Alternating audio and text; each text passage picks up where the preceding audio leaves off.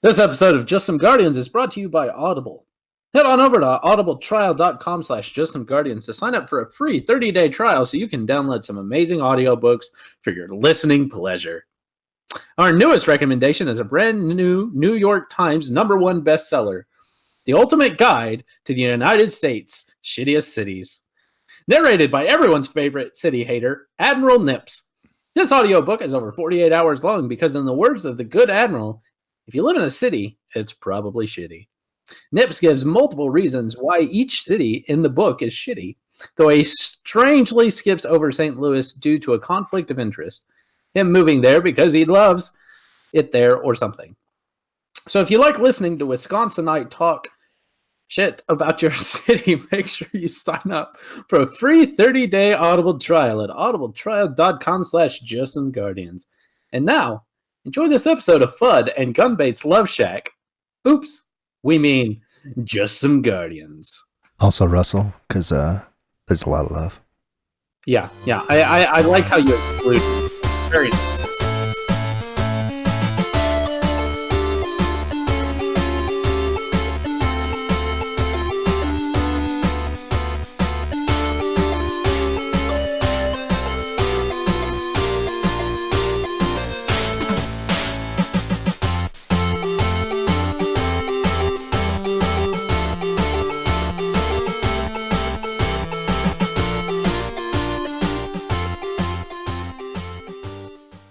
Hello, ladies and gentlemen, and welcome to episode 81 of Just Some Guardians. Tonight, it's going to be exciting. We announced last week that one Gunbait has joined the show officially. And this is the first night. It's just going to be all of us hosts here having a discussion, making audio love using our words. And if you're not here in the live show, we're using a lot of eye contact. That pause was eye contact. To show some love to, is a Coke Zero and some hot fries. That's a weird thing to just randomly say that you want to make love to. Is it? The more I think about it, the stranger it gets, honestly. It's pretty out of left field. Yeah, I'm not seeing any connection to anything Just Some Guardians related here. At all. Send me my Coke Zero and hot fries, Brett. Yeah. So I'm Brett, otherwise known as ElmmerFudd. That's me. Hey, how you doing? I love you. I cherish you, and I'm not going to say that other part. Joining me tonight, guys. They both get this now. We have the effervescent Russell. Gosh, every time I hear that, The voluptuous Gunbait 101. What's up, my dudes? Hey, how's it going, man? It's going wonderful. How are you guys? So, if an effervescent Russell is an angry blowjob, then what is a voluptuous Gunbait? Is that when you take it up the back door? I think we'll have to leave that to the community to decide. Because didn't they just... Was it we that we decided the angry blowjob? They were the ones who came up with the angry blowjob. So if you'd like to email us, justsomeguardians@gmail.com, and let us know what a voluptuous Gunbait is, we can find out. What can go wrong? Yeah, absolutely nothing. Urban Dictionary. I'm excited to find out what this Voluptuous Gunbait. Is it a real thing? No. Sorry. I think personally it's when you do kind of like a bait and switch, but like what you're doing is like during anal sex, you like pull out your dick, and then you stick in like a hot dog or a cucumber or something. It's called a voluptuous Gunbait.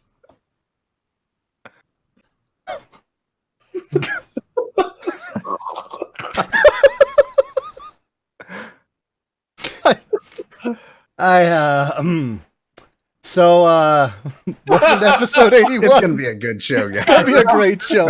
It's going to be a great show. We have a topic again. The first one chosen by Gunbait. So we'll get into that here in a little bit.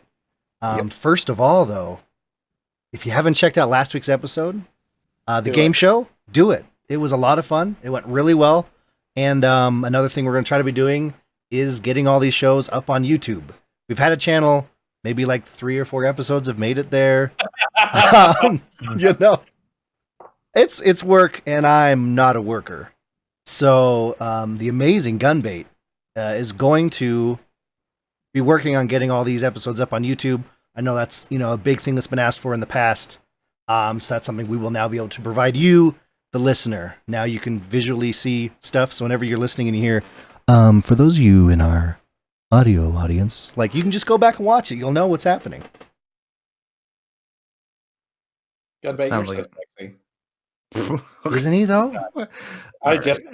I'm falling into those brown eyes of yours. They're actually red. Yeah. Well, fine, you're red eyes. They're like a red. It's like a, when you poop, but there's like blood in it. Yeah. I've never had that. Very familiar with that, actually. Yeah, that's kind of what his eyes look like. Once you get past that, then you can get to the love It's a part. But beautiful at first, color, when the black yeah. melts with the reds and browns of your crap. and then you flush, and it like does that swirl effect. It's Yeah, like a yeah, Picasso yeah. painting. Yeah, it's magical. Oh, Transports you. No, it's like one of those, where the card would spin, and it had like a spin deck, and you would drop it on there, and then it would. yeah, I got it. Thank I was you. also gonna say like the Load album from Metallica, except that's blood and the- semen. Well, if it's been a good bathroom session, it could be a mix of all sorts of things. I don't want to come back later. Let's just cover it all right now. Is it blood, crap, Let's or just- semen? God, I hope it's poop. God, I hope it's Stay tuned for the end of the show for the answer to that question. yes. Keep them coming back for more. Hey. Well, before we get into anything, like, what have you guys been up to this week? What's been good? Did you- Oh, Yeah, man. Okay. Do you have any updates on gaming? What do you got going on, man? Oh man, I've got a lot of updates on a lot of things. Phew. Sorry, It's I been asked. a very exciting month for Wheel of Time fans. Yeah. Ooh, yeah. Talk about that. Okay. So we've got. So what they do is like the what's the showrunners that are putting it out, because it's coming out on Amazon Prime. Mhm. On Twitter, they have a Wheel of. It's under Wheel of Prime, and so every month they have a Wheel of Time Wednesday where they'll put out new things that are coming with the show. Mhm. And so they've announced the actors that are going to be playing the Emmonsfield Five, which are the main characters. So Nynaeve, Rand, Matt Cawthon, Perrin Abara, and Egwene Elvire. They're major characters. Do we have big names in these roles, or are these like unknowns? As far as I know, they're not super well known. Okay. They've been in a few things. The guy who's playing Rand has mostly, I think he's a Polish actor, so he hasn't been in any English films. That is not a joke. That was not intentional. How do you know? Never mind. There's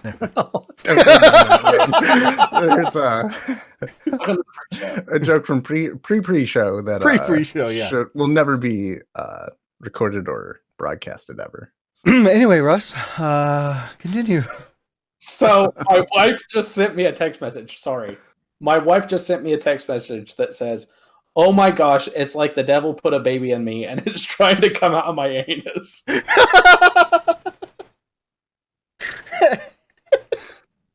This is why I left my wife. That's why you love your wife? Yeah. Yeah. She's into some weird shit. Yeah. So we have let's see, what's her name? You don't know your wife's name? That's kind of No, odd. I'm looking at the announcements of who it is. It's awkward.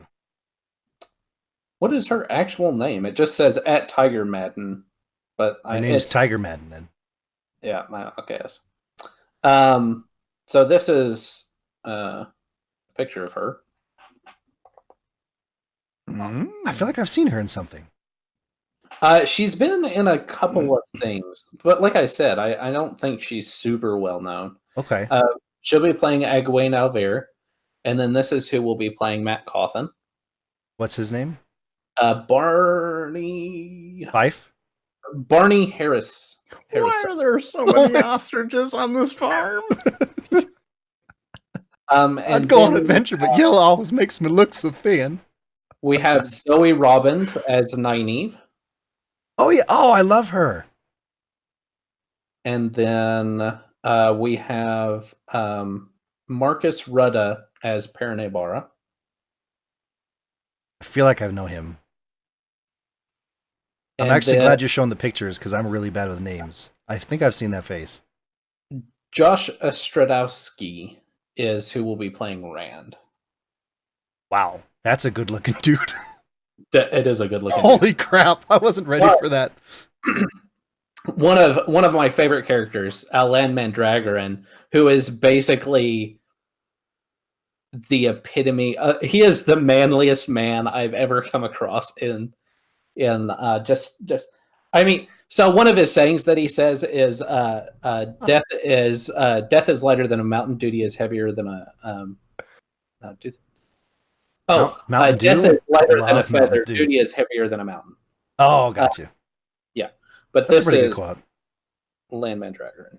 Okay, I think I've recognized him too. So super exciting. That's most of the main characters, and I'm kind of hoping that they won't do any more cast announcements because I'd kind of like to see the people in action. I'd like to see some costumes or some stuff like that. But anyway, that's super exciting. I've definitely been on the hype train for that. I'm really excited. Well, especially because it's going to be Amazon on Prime. Yeah. My mom has let us borrow her Prime, so I actually have that open now. And I'll get into that after you guys talk about your stuff. But keep going. Which I'm excited that Amazon Prime is doing it, especially with what they've done lately with like Carnival Row. That's what I was going to talk about. And there were some other. I forget, but Carnival Row is the most recent one because that was freaking good. Such a good show. So I'm excited to see what they'll do with it. And then I've just been playing Anthem recently. I dove back in to play in the. They had an update, right? Yeah, they recently had an update. I mean, it was like a couple of weeks ago, and then they had one yesterday as well for like some events. And some bug fixes. But yeah, they finally released the Cataclysm, which was like one of the major end game events because they release new content periodically. Yeah, but this was supposed to be the big one. Was that big storm that was like in the trailers and stuff? Yes. Okay. Yeah, and you can actually see it up in the sky. There's like this huge floating orange orb with like all these different things inside of it. It's pretty cool. Like, and even the storyline, because it gives you a little bit more lore about the Dominion. You actually meet Dr. Harkin, who's talked about. This isn't spoilery because you meet him in like the first mission. But you meet Dr. Harkin, who was he was mentioned in the very first like cinematic, where it's, the Dominion come and they start the Heart of Rage. He was the one who kicked off the Heart of Rage. Oh, okay. And he's pretty cool. Like, you have some interesting interactions with him. And then you go into like this major, basically it's a Shaper storm that's continuously happening. And it's much more akin to like the Destiny type raids. This one is, because there's definitely some puzzles that you have to solve. But the cool thing is like you can solve the puzzles and get more time, and you also get more loot drops if you go and do all the different things in the Cataclysm before you head to the boss. But really, you could just head to the boss right off the bat and fight the boss. Like, That's you don't pretty cool. have to do all the other stuff. But if you do, you get more loot. Yeah. But it's definitely one of those where, like, you can go in there with just a rando party, but you kind of want to go in with people who kind of know what they're doing, because I didn't really know what I was doing. It was my first time being in there, and there are a couple of puzzles that require you to be able to be like. So you can random queue into there? You can, which Okay. is one of the nice things. So I mean, like I wanted to. There was a skin that they had for the interceptors that's like all covered in crystals, That's which is kind of pretty cool. Yeah. Yeah, it was really cool, really cool. And so I wanted to get that. So I've been playing in the Cataclysm, but I didn't know a lot of the puzzles, so I kind of had to figure it out. And luckily, there were some people that knew what they were doing, and even though I wasn't on comms, they were like, "Hey, come over here," and then they kind of like showed me what to do, so I was able to help them out and do the thing. And Now, is Cataclysm still a 4-person activity? yes, Okay. I didn't know if they like expanded that out to a larger group or anything like that. no, it's still only 4 people. Okay. I think that's their max size, but you know, it's fun, and I like the kind of what's the word I'm looking for? The puzzle solving elements of the Cataclysm. Mm-hmm. And I think it would be a lot more fun going in there with a party, like of people that I know. But it's also dropped some really high loot drops for me. Why are you laughing at me? Evil Jay's comment.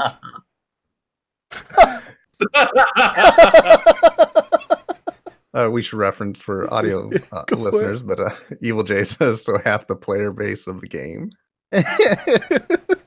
Thank you for that. Yeah. Well played. Well played. I actually ran into somebody the other day, and I've talked to a few people. There have been quite a few people that have come back specifically for Cataclysm. And I think it's worth it. I forgot how much I actually enjoyed Anthem. Even just, I love being able to run and then take off, and that flying mechanic. Mm-hmm. That ability to go from running to flying to diving below the water. It feels as good as it did. So do you think this content is like a good reason to buy the game, or just like one of those, if you already have it, go check it out? I mean, it's free, right? It's free content because that's what they've done. All the DLCs and all the extra content have been free. Yeah, but is it worth it to like buy the game because of everything else with this? Is it that much content, or is it just one of those like, well, I already have it, so I'll just go check it out? I mean, I would buy the game to play it because that's usually why you buy games. Yeah, it's not a reason to buy the game, right? By itself. Okay, it's interesting, but as far as I know, it's only going to be there for a certain amount of time. Oh, gotcha. Within the next couple of weeks, whatever they're getting ready to do next, this Cataclysm will shut down. Okay. So I don't think it's a reason to go out and buy it, but if you haven't played Anthem, I think it's worth playing. It's fun. I mean, I enjoyed the story. I enjoyed Fort Tarsus, and it got a lot of hate because a lot of people. I think the build for it. A lot of people had just invested really big in the build, and it had gotten to where when they finally got their hands on it, they were disappointed. But I enjoy the gunplay, but I mean, I get to run in with a thing that fly. I get to run in and fly in as Iron Man, jump on somebody and start slapping them to ribbons with daggers. Who doesn't want to be able to do that? Oh, I did that on the PS2. It was great. The Iron Man game. Boo. No, okay. Anything else with you, buddy? That's it. I'm sorry. No, you're good, dude. I'm interested. Appreciate it. You are great. You're right. You're not good. You're fantastic. I look in the mirror, and obviously I'm attracted to myself. But I look in the mirror and I'm like, God, I wish that was Russell right now. You know what I mean? I was already gonna suck you off later. You don't have to butter me up or anything, man. I like to though. It makes it mean more when I finish. Speaking of making me finish, Gunbait. What do you got going on, bud? Hey. Well, now I'm. Earlier, I had a status update of having just 2 energy drinks. I've grown in number for energy drinks tonight just because I had a horrible night's sleep last night and went through a whole day of like that lag of not having enough sleep. Mhm. So hanging on by the seat of my pants, not stretchy pants like last weekend, Russell, but or last week, I should say. Don't do it. Don't. You can't. You're gonna ruin No, don't. Oh God, it. that was more disturbing than last time. It happened with such ease before. No, but It's just like you practiced. Yeah, guys, naturally. but Anyway. no, doing well. As you may know, Elmer, we have been doing a lot of Star Citizen this past week, and we'll get into a little bit of that a little bit later. Yes. Um, Yes, Uh, yes, we will. Was there some things that have to do with our topic tonight? Absolutely. yep. Early alpha builds. That's all I'm gonna say. Yeah. But just having a lot of. I mean, I have been having a lot of fun with it. Absolutely. And just granted, it is an alpha build. It's early access. There's a lot of things wrong with it, but the prospects of the game that I'm super excited for. I'm actually enjoying the combat a little bit more as far as like in-ship combat. Mounted to my desk, I would love to show you guys this, but mounted to my desk are 2 flight sticks that I've just been totally enjoying. The last patch before this, I almost wrote the whole game off because they just introduced a whole new flight mechanic. It was just absolute dog shit. It's gotten a little bit better now. Mhm. And certain things are starting to become second nature to me. So I'm discovering new weapons. I found out Elmer, the attrition's the weapons that that we've been seeking out in helping to eliminate people. Those aren't the most broken weapons in the game. I found another set that I'm gonna have to show you. Yes. Um, but shout out to Strife Mass Drivers. They're wonderful. But just haven't been doing a whole lot of FPS games or anything like that. Just been getting back into basically combat sims. I've also been playing a little bit of Elite Dangerous too. Not as much as Star Citizen, just because I really don't like the flight mechanics of that too much. But it is also just a completely different game. I know a lot of people like to compare Elite Dangerous to Star Citizen, but it's its own Mhm. it's its own bag. Um but yeah, tomorrow I haven't been watching much TV, but tomorrow I know Elmer's been recommending and Russell just mentioned it, Carnival Roll. We're So supposed to start Mhm. that. My wife and I are supposed to start that tomorrow, and I'm excited for that. I'm excited And for you. and I'd love to be able to talk to you because I know there's been like 3 times where you brought it up to me. You're like, "Oh my gosh, have you seen Carnival?" I was like, "No," and and that ends the conversation. I was like, "Okay, I would really like to talk to you about this." So, Yeah, I'm and not Sin. I'm not just gonna spoil stuff. go through the entire plot and then say, Oh, "Oh, spoiler alert. spoiler alert." Here's a story of something that happened in the show. I'm not going to tell you when it happened, but I've only seen the first episode. We know what happens in the first episode now. you've only seen the first episode? No, it was Oh, a thing Sin did. I was like, oh my gosh, you've only seen the Yeah, first no. episode. He's It's like, so good. I didn't spoil anything. I didn't tell you when this plot point that I just told you happened, but I've only seen the first episode. So we know the plot point happened in the first episode. Thank you. Yeah. So now you know whenever Sin actually starts going into a description of a show, just tell him to stop talking. Because but no, I'm excited to do that. And but yeah, and just really just kind of just taking a break from Destiny. I know Borderlands is right around the corner as well. And I don't know if I'm gonna be jumping into that right away.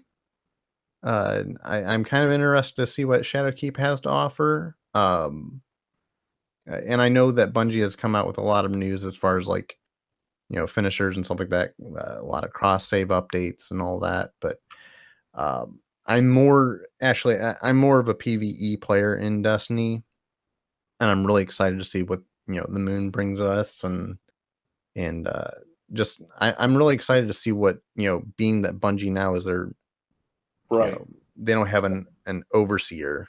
I'm really excited to see what they've created. Mhm. So, but that's pretty much been my activity and what I've been hyped about these past few weeks. So That's awesome. I know man. last week we had a game show, so I didn't really get a chance to talk about that too much. But so I really want to play Star Citizen with you guys. The stories that you guys have told Dude, have made me want it's to play it with great. you guys. there's some So stupid things that have happened that cause great laughter, and there's some times where also it's like there's some stupid things that happen that cause Oh yeah. massive anger too. But But just and- as a and I've- space sim, like it's just so good.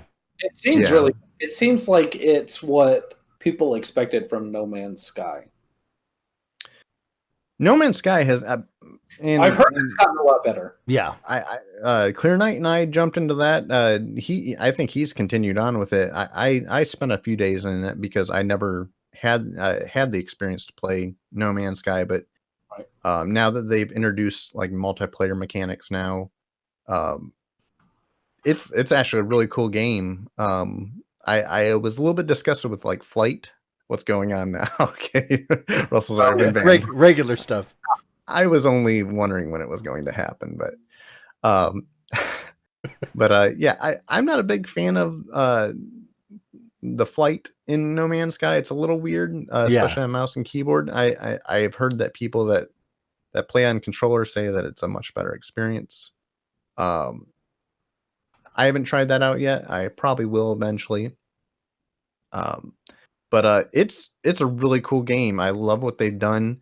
I never can, being that I've never played with it, I never experienced issues with inventory because I know that it was so limiting as far as like how much inventory you can hold on you. Now it's like 10,000, spaces that you can have for each stack or whatever. So Yeah. it's a phenomenal amount, but and it's really cool because you can actually connect to another player's instance and they can build bases in your instance and you guys can work together at building. He kind of freaked me out. I know he told this story on Who Dog Radio, I think their last episode. He kind of played it off as, oh cool, he joined my instance with no, almost flawlessly, but he scared the shit out of me because because here I was like, I'd never experienced this game. I'm like, I'm into it. Yeah. And all of a sudden, like I'm reading something and everything's a mystery to me. And I'm like, kind of like, trying to get into the story or whatever story that's involved with the game. And all of a sudden I churn and it's talked about something like a previous what's let's just go to YouTube. Yeah, go to YouTube. Anyways, so it was something about another pilot or something like that, and I'm not trying to give away any spoilers or anything like that. I leave the console and I turn, and there is this player there in the doorway of this like Yeah. container that I'm in. And all of a sudden, Clear Knight, and I didn't realize there's proximity voice too. And he just goes, "Hello," and I was like, "Geez, you scared the shit out of me." He's like, "I wasn't sure this would work or not," but I mean, it would actually. I mean, it just worked flawlessly. Right. And it was just so nice to have somebody just jump in and he's able to follow me around, chase me around, or build bases on whatever planet he desired, and he could claim stuff for himself. Now, instances don't transfer when he goes back to his own instance, but at least you can actually have progression. Like if he logged off, I could still look at all of his base materials and all that. That is really cool. So his base is permanent in your instance. Mm-hmm. Yeah. Oh, interesting. Yep. So it was actually pretty neat, and you can actually build some pretty in-depth things. So I forgot that I even played that, but it was actually a pretty good experience. And at some point, I will actually get back into that in a little bit in a later time. But I know. Yeah, go ahead. Sorry, I didn't mean to interrupt you. Oh, you're good. Brett asked me this about Anthem, but would you recommend picking up No Man's Sky based on the changes that they've made? I picked it up for. I just wanted to clarify. I picked it up at like half the price because there was a Steam sale. Oh, For one, that was a good deal to me. Mm-hmm. yeah. What? Nothing. Okay. I just sorry, I thought something was going on. I didn't know what to expect. Yeah. I bought the game at half price, and I read in detail as far as what changes came down. To me, it seemed like a worthy buy to go into. Keep in mind, I've invested in Star Citizen, so my bar is set really low right now. But I would say, if you're a console player, or it's a little bit hard because I'm also on a single PC streaming setup. And I'll get to your question, I promise you. But I'm on a single streaming. I didn't even ask. Love it. And I know I'm circumventing, but I'm giving all my reasons of, if you're on a console, Yeah. Yes, I would definitely recommend buying it. Sure. On PC, it's a little bit difficult because with capture issues, they switched over to the Vulkan API, which I think it either used to use OpenGL or DirectX. I couldn't remember for sure, but they switched over to Vulkan, and OBS has no interfacing with that at all. Really? So you have to do window capture or display capture on a single PC setup. Very difficult. It's just choppy as hell. So I tried to do my best. I was like, well, I would like to actually, stream this and actually have fun with other people while I'm streaming. And this is really hard for me, but I think I'm actually going to pick it up sometime on console and just enjoy it in my living room and just have fun with it there. But If you get it on console, let me know. I'll get it on console too. Okay, I do. But to answer your question, though, I would recommend buying it. I think it's a good deal now. It's they've also been releasing patches like on a regular basis. I mean, just rapid fire patches. They've also introduced a new component with VR, and I have not had any experience with that. I've seen like King Gathalion have his experience with it, and it was kind of a nightmare. But that's not an interest to me. He's screaming at chat and going, "What?" The frames were bad. It was actually, he made it a very funny experience for the viewers. But yeah, that could not have been good for him. Yeah. No, it was quite horrible. Go to Oh YouTube. my gosh. Russell, Yeah, you're really YouTube. plugging our YouTube today. This is fantastic. Making sure people have a reason to go and watch it on YouTube. Yeah, absolutely. Yeah. Well, anything else from you, bud? No, that's pretty much been my gaming experience so far. Yeah. So. Well, right on, dude. That's awesome. I'll hit on a couple things and I'll tell a Star Citizen story, which will then lead us into the topic. I think that'll work perfect. So I'm not going to talk about, the actual show, Carnival Row, but I've been really excited watching all the trailers for it. That recently launched. Me and my wife dove into it. She did the whole, I don't know, like it looks kind of interesting, but it might be a little too dark for me. And I was like, probably, but I know you'll find it interesting. And it's Orlando Bloom, and he's sexy as fuck. And he looks good in this show. Yes, he's got to be pushing 50? Doesn't matter. He's ageless. What? I mean, he's good. I thought he's up there, but I think so. Probably maybe in a month or a couple weeks or something, I want to do an episode just about this show for sure. Let people watch it, especially Gunbait. But But no, it was funny because my wife was like, I don't know. It's like we watched the first episode, and I was like, this is pretty dark for her. I was into it, you know. It's dark, But- but I liked But the it. story, she's like, well, maybe I'll give it another one. I kind of want to know what happens. And then she's like, man, I don't know. This is real. Maybe I'll give it another one. Maybe I'll give it another. I was like, you're into it. You can say it. It's just me and you here. And now all of you listeners. She has no idea. But yeah. This is so a safe place. it is a safe place. The show's incredible. You know, if you're into, go look up a trailer, you know, fantasy piece, noir kind of stuff. Like, It's kind of a steampunk, yeah. fantasy, very dark, gritty. It's got some interesting social commentaries Mhm. that aren't preachy. Yeah. I don't like it when shows they have a social commentary that gets super preachy. Mhm.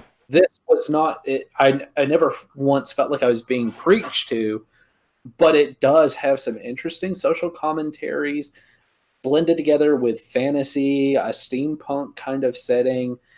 For an original, because I tried to look because I thought it was based off of a book. I think it's And I was original. Yeah. It's original. Yeah.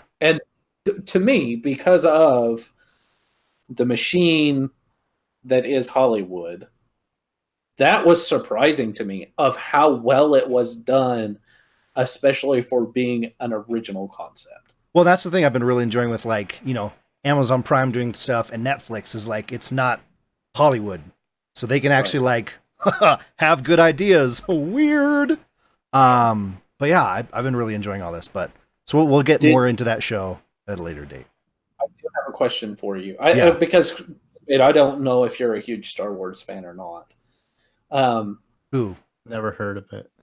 Okay. So it's a war It starts. about taking place above a star. Have you seen the previews for The Mandalorian? Yes. I have not. I was like, Disney Plus. I saw that and I was like, Mhm, okay. mhm. Yeah. Yeah, that looks really good. service now. Yeah. No, that looks insanely good. Oh, But so good. It's your Carnival Row. I've been doing some more Overwatch on PC a little bit here and there when I can. That's been super fun. I've been with like a core group and we're getting really good.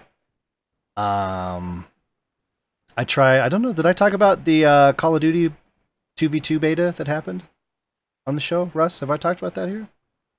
Call is of that a- Duty 2v2? No? I think that was a I don't couple think weeks so. ago. No, we had the game show, yeah. So a couple weeks ago, the new Call of Duty coming out, they had just on a weekend, they had a 2v2 like mode that you could test out for free.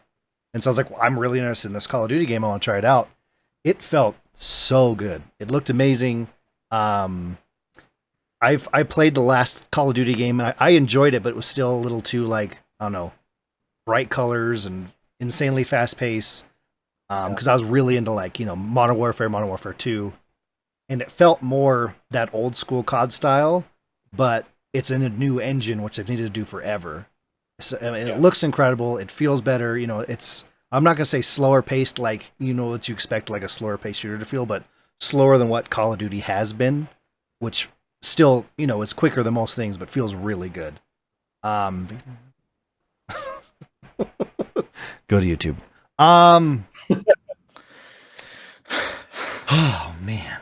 But okay, so I'm gonna tell a Star Citizen story. But first of all, so we've, like Gunbait said, we jumped back into Star Citizen pretty heavily. Flight is kind of goofy. Luckily, in the next patch, they're getting rid of the hover thing, which I'm really happy about. They just posted a video about that today. I don't know if Did you saw they? that. Yeah, they did. They're like, we realize that sucks, so we're getting rid of it. That's basically the actual quote. It was incredible. I believe they said we're going to implement something that actually feels right. So pretty excited for What that. a concept! Yeah, but so I'm gonna tell two Star Citizen stories if that's cool. The second one will Please. directly lead us into the point. Okay, first Star Citizen story. So this last week I got a new ship in Star Citizen, and the reason for that is the story that I'm about to regale you with. Gunbait knows the story. Russell, you're going to enjoy this. I already am. Yeah. So I'm in my beautiful, beautiful ship, the Titan, 1-seater, got a cargo hold, white ship, looks beautiful. I love it. Mwah. Wonderful. It's got an open canopy like a jet or the back cargo bay door. So I'm doing this big cargo run. I'm going to make some good money. I'm excited. My ship makes it all the way across the galaxy. It takes like 15, 20 minutes to get over there. And so I get everything fine. There's been some bugs where like the crates will fall through the ship and then fall through the planet. And you're like, well, sucks to be me. But so I set the crate and everything stayed. I was like, perfect. Door shut. I get in the cockpit. I fly up. I go into quantum drive over to drop it off and get paid. So there's this been bug in the past where the canopy of your ship will just open randomly and close, which is annoying, but it hasn't been a problem. So this last patch, this issue with the ship I had is the canopy will open and then your guy will just like leave the ship.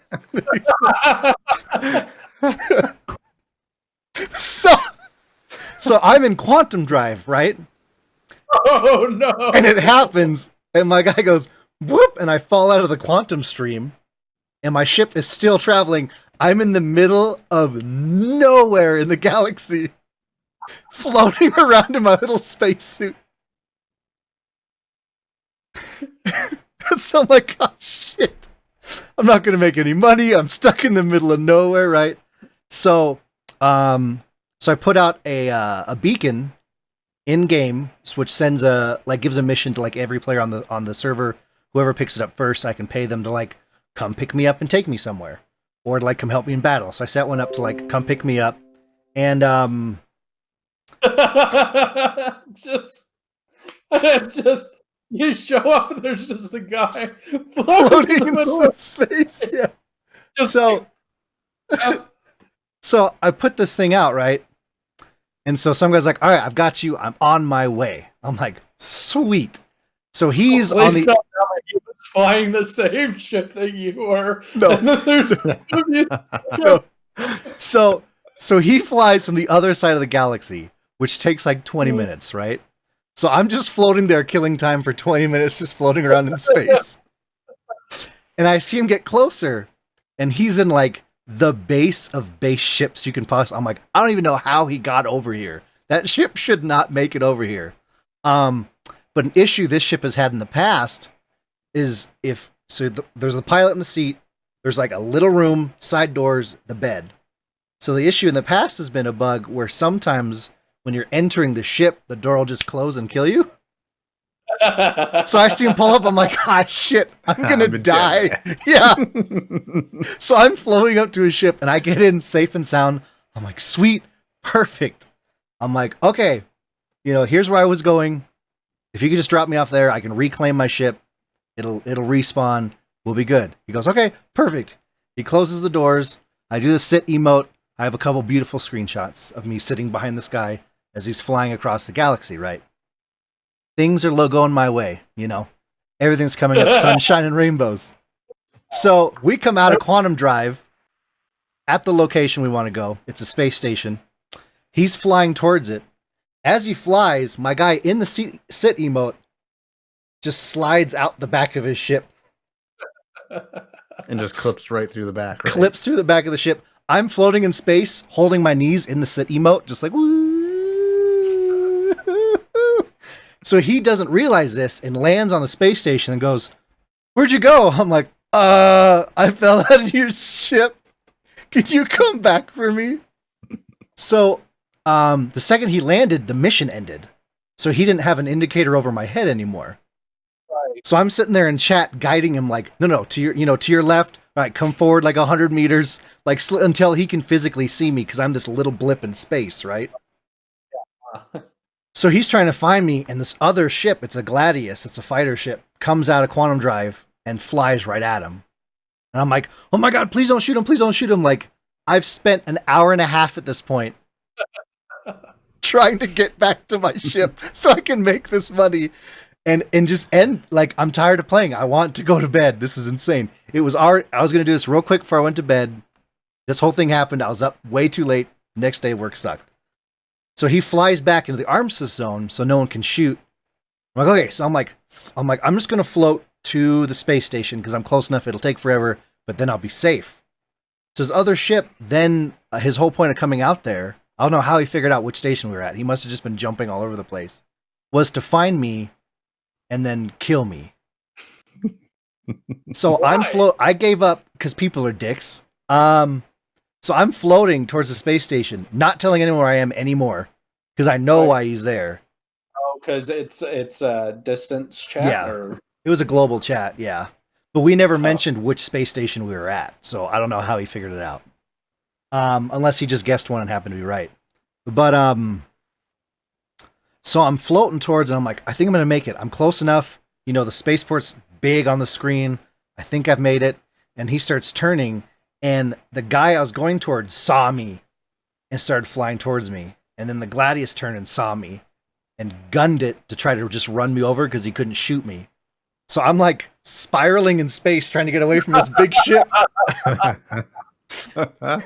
So he misses twice. And I'm like, like trying to like, my thrusters are pushing my suit as fast. I'm like, come on, just like this floating through space. And he finally runs me over. I die. This is an hour and 45 minutes later. I was like, I'm going to go to bed. I think I'm good. What happens when you die? Like, do you lose stuff? Do you respawn at a totally different place? So whatever the last station you landed at that has like habitation at, like beds and whatnot, like that's where you'll respawn at. Okay. So like, that was away from where your ship was supposed to respawn. Yeah. So let's say like I'd last landed here, blew down here, died over here.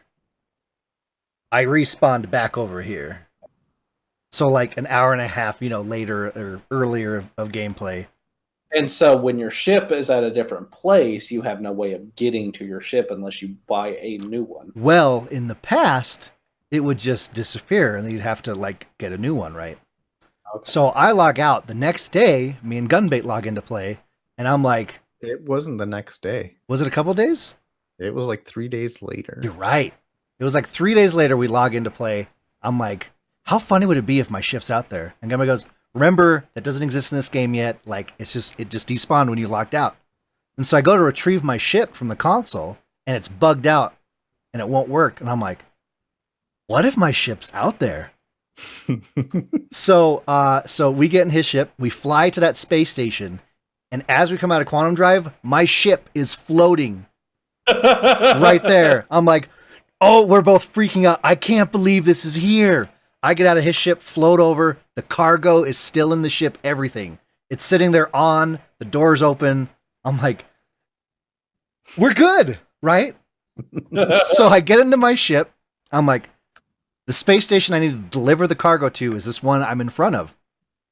I'm set. So I fly towards the space station, and suddenly I hear Gunbait going, are you getting shot at? Oh, no, not the same guy. And I'm like, no, because I couldn't see any lasers. There was no audible sound.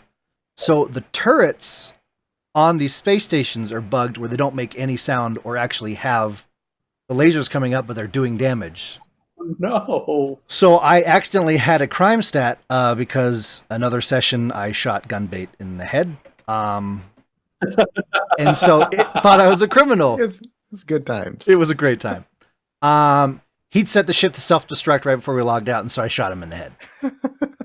So right before I land, I'm like, if I just land to get out of the ship, I'm set.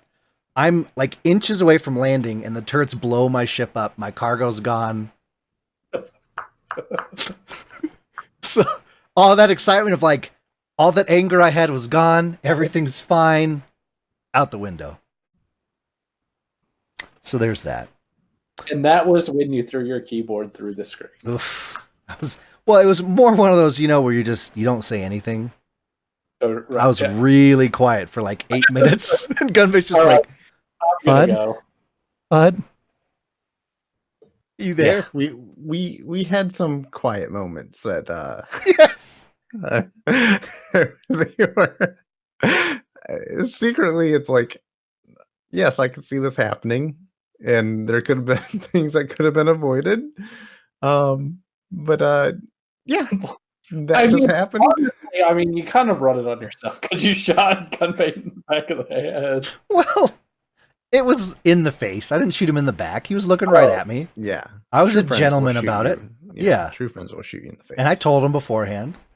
But By the the way, police don't think that's a good reason. the face. It's like, he's right here. He respawned. He's fine. He's good. Don't worry about it. So I'll tell the next story really quick, and then we'll slide into the topic. So because of this crime stat, me and Gunbait log in the other night. And we're like, you know what? Let's just be bad tonight. We're gonna spice it. We've been doing nothing but like running shipment, just kind of bullshitting when we fly place to place. Let's make things interesting. So we fly to this outpost that's always full of activity, other players and stuff. We get in some dogfights. We blow some people up, make some people angry. I land on the spaceport. I shoot a guy in the head as he's doing a mission inside the spaceport. I'm like, we're feeling great, right? And so we're holding the fort down. Some people in the server are like banding together, trying to come get us. Gunbait like shoots them all out of the sky. You know, I'm trying to shoot them as they're landing. So then all of a sudden, a lot of people show up at once. And I'm like, do you need me to get in my ship? And Gunbait, who's an amazing pilot, is like, I'm good, you know? And I believed him. And he was, in fact, good. But what I didn't realize is that other players had made it through because somehow they knew I was there and landed and came hunting for me. So he's in this huge dogfight against people, and I'm running around on the outside of the space station, like in a gunfight. It was the coolest thing ever. But, oh, thank you, babe. I got some more water. Remember to hydrate, kids. So I'm in the middle of this big firefight. I kill one guy. 2 other people are pushing up on me. I get hit hard. You can heal yourself. And so I go to heal myself, and the game gets stuck in the healing animation. Oh. So they're rushing, and I'm like walking backwards with this needle stuck in my arm. I can't do anything. And like, you know, a couple other things that already happened. I'm not going to mention because I already made Gunbait feel really bad about it that night. And he shot me out of the space. I'll gladly talk about that actually, because it was one of the contributing things that why we're talking about this tonight. And I blame it on desync, and obviously I should have also listened, but Elmer said that he was, you know, the whole time that we were there at the security post, that we were all, you know, I was doing dog fighting and Fudd was defending. I was having this difficult time where people started giving up on fights. Like I would just annihilate them, and you know, single-handedly in a ship, I'm just ripping ships apart. And then basically it came back to where they were just coming in, flying in. They'd take a couple shots at me, and then they'd fly off immediately once they realized their ship was getting ripped apart again, and then they would eject. And it was very frustrating because I like to just make chat explode with hatred. Mm-hmm. You know, when I destroy their ship and the explosion's really cool. The ship explosions in this thing are awesome. And I'm not gonna, you know, just go around blowing up some empty ship or whatever. But also, I didn't have a crime stat at the time for some reason, but I wasn't gonna blow them up because when they eject, if I kill the other ship, I get the crime stat because it's just seen as that I'm destroying property. But there, you know, a lot of these people were labeled as red or an enemy ship, and so if I destroyed that ship, it would have given me a crime stat. Right. So I was just trying to be, you know, I was just headhunting for enemies essentially. Mm-hmm. And so one of the things that contributed to me shooting Elmer, and I highly apologize for this, was there was he probably deserved it. No, well, no, he didn't at all, actually. But this Hornet, which is a ship in the game, it's a weird looking fighter ship, but it's like an X-wing. It flies into the security post. He gets close to the security post and ejects or leaves the cockpit, and the ship just goes off. And so I said, he just went green. You know, he went from red to green. And I said, he just left his ship right by the right by the security post. And like, I think the thing you need to know about about Star Citizen servers is, when they're running great, they're running great. But Right. when things start happening and start going downhill, they really go downhill. Mhm. So a lot of issues with desync can be quite frustrating. A lot of issues with just like people rubber banding everywhere. Oh, yeah. It can be a little annoying at times. It is a pre-alpha. That's what I should always remind myself, and I do. And I just have fun for what it is. I don't usually take things too seriously in the game, just because I don't even classify it really as a game. It is an experiment at this point. Sure. Because but so anywho, Elmer says, I'm gonna go after this body over here, which I don't know if he knew if it was an active, alive person over there or not. But he said, there's this running joke where he said, I'm gonna go in for a closer look. We'll go in for a closer look. There's a character that Elmer has that is just killing me in games now. But so he goes in, and because of a desync issue, like I'll kind of use Elmer's analogy from what he, from where I saw Elmer before, where his name is, his body and his name is here. Yeah. All of a sudden, I just saw a body over here, but Elmer's name is over here. And I saw a body, and so my thinking is, if I have a shot, I'm just going to take it. Sure. I pulled the trigger. All of a sudden, guess what shows up over that body? Elmer's name. And I was just like, oh, oh no. And he's like, and he just like, you hear him go, ah, I told you, and basically he gave me directions. He's like, I'm going after this person. I did not see that person. And I shot Elmer, and I felt horrible. I wouldn't have. I don't know why you do. Yeah. And I think that was actually the start of the evening before the med pen thing happened, but the med pen was just icing on the cake. So in the future, ladies and gentlemen, if you're gaming and your friend who is very trustworthy, and competent, boots on the ground, first person shooter, says he's going after something, just trust him. Yeah. Who says you're trustworthy? Just trust him. Yeah. I mean, Shh. Let it go. Just trust him. Just trust him. Anyway, so the med pen gets stuck. I can't move. I'm jumping backwards. These guys rush me, kill me. I easily could have won the fight. In the words of Reeb, they weren't even good. I easily could have won this fight. I just had to heal myself. We'd be good. So I die. And a lot of things that happened that night, including Gunbait shooting me. And I immediately scream, "Fuck this game! I'm out of here!" I was just gonna quote that too. And I rage quit, which leads us into our topic tonight, Gunbait. Yes, take it away. And we're all friends here. I don't want to. No, I don't want to come across as like we're trying to point at anything. This is an intervention for me. I know. It's okay. I was actually working out tonight at work. It's like, how do I bring it across to Brett that it's an intervention? I mean, yes, there's things that I could have done to help prevent this, but there's some things that were just completely out of our control.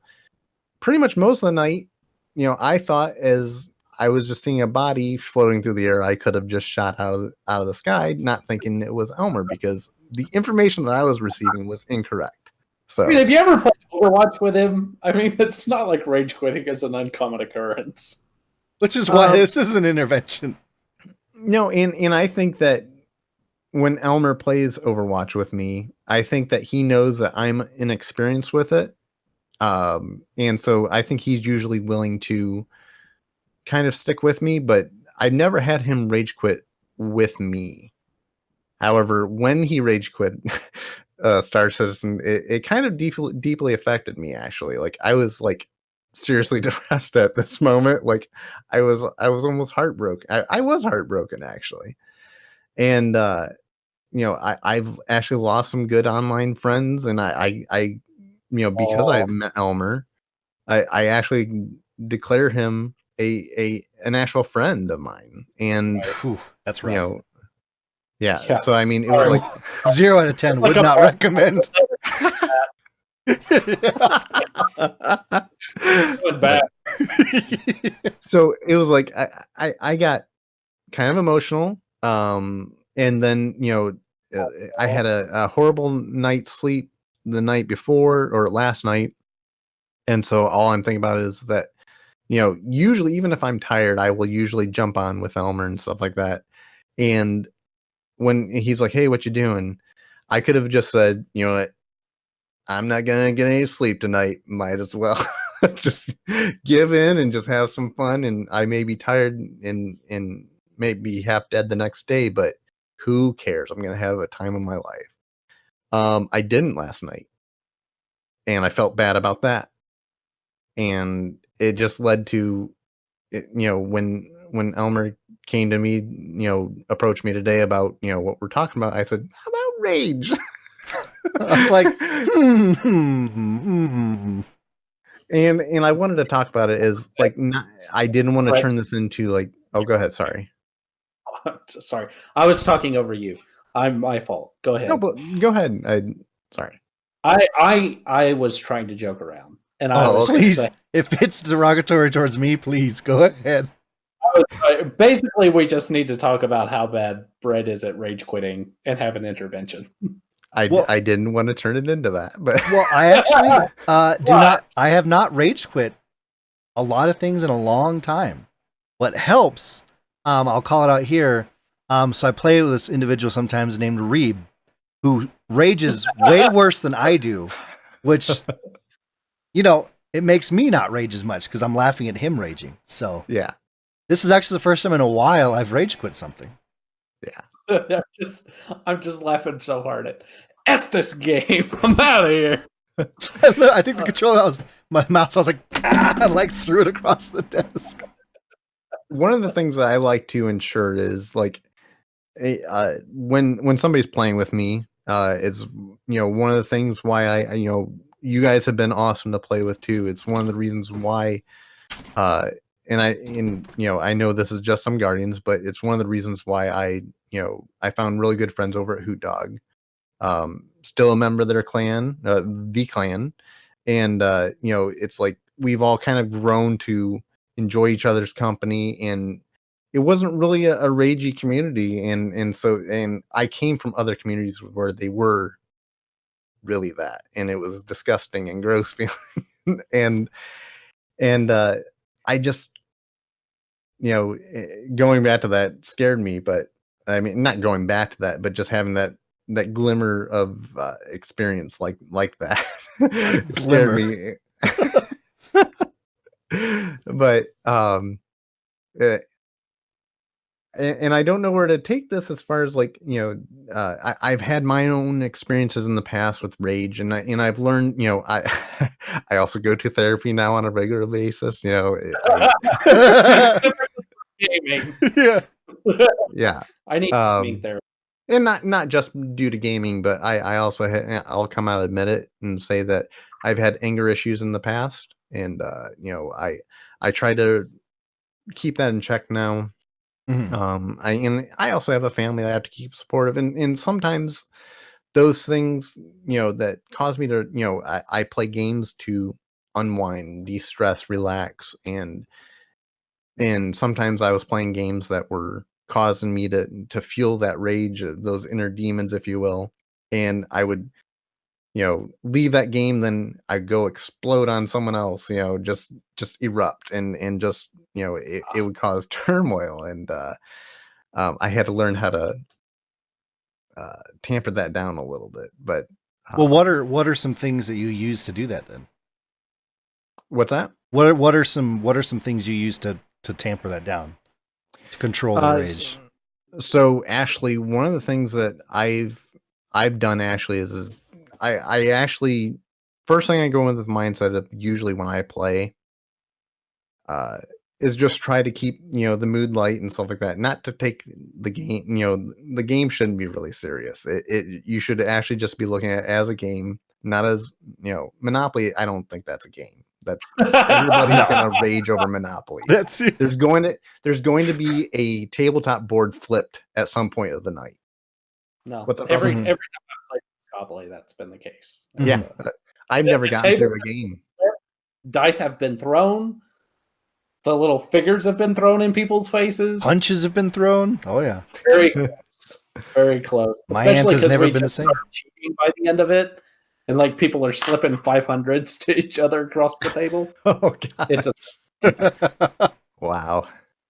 No, but one of the things that I do is like, if I notice that I'm actually getting to that point, I will actually get up and I won't quit the game, but I will actually take a moment and say, "Hey, I'm gonna go get a drink of water." I actually remove myself from that situation. Mhm. Give it some time to breathe.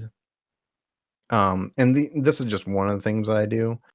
I have a lot of like inner coping mechanisms just because I also have to, there's things that trigger me in life too. We're human. We get emotional at times. And Are we actually human?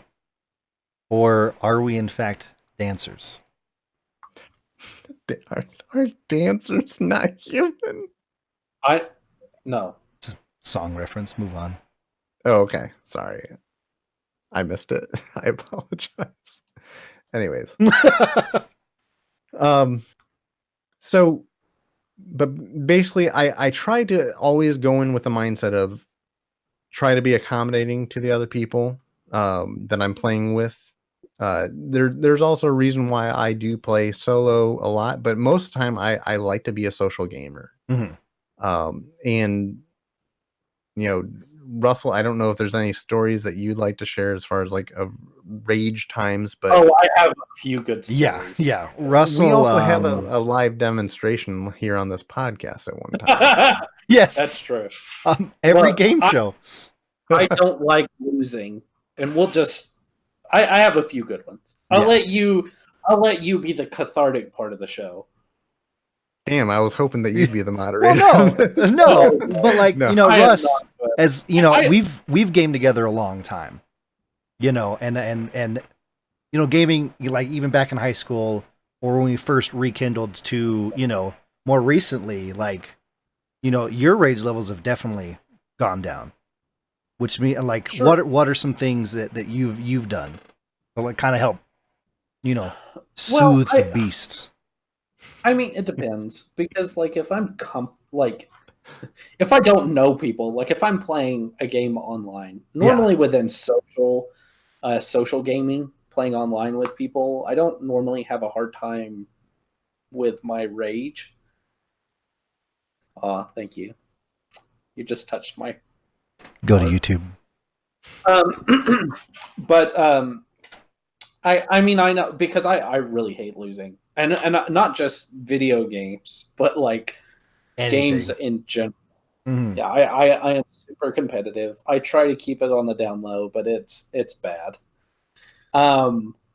So I have quite a few. I mean things that I've done to improve that. I mean, like Gunbait says. I mean it's a game.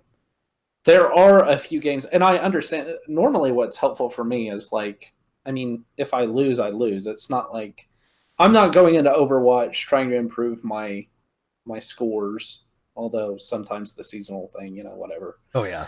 I also understand I suck at that game, so You're amazing. Don't even. I have not played in such a long time.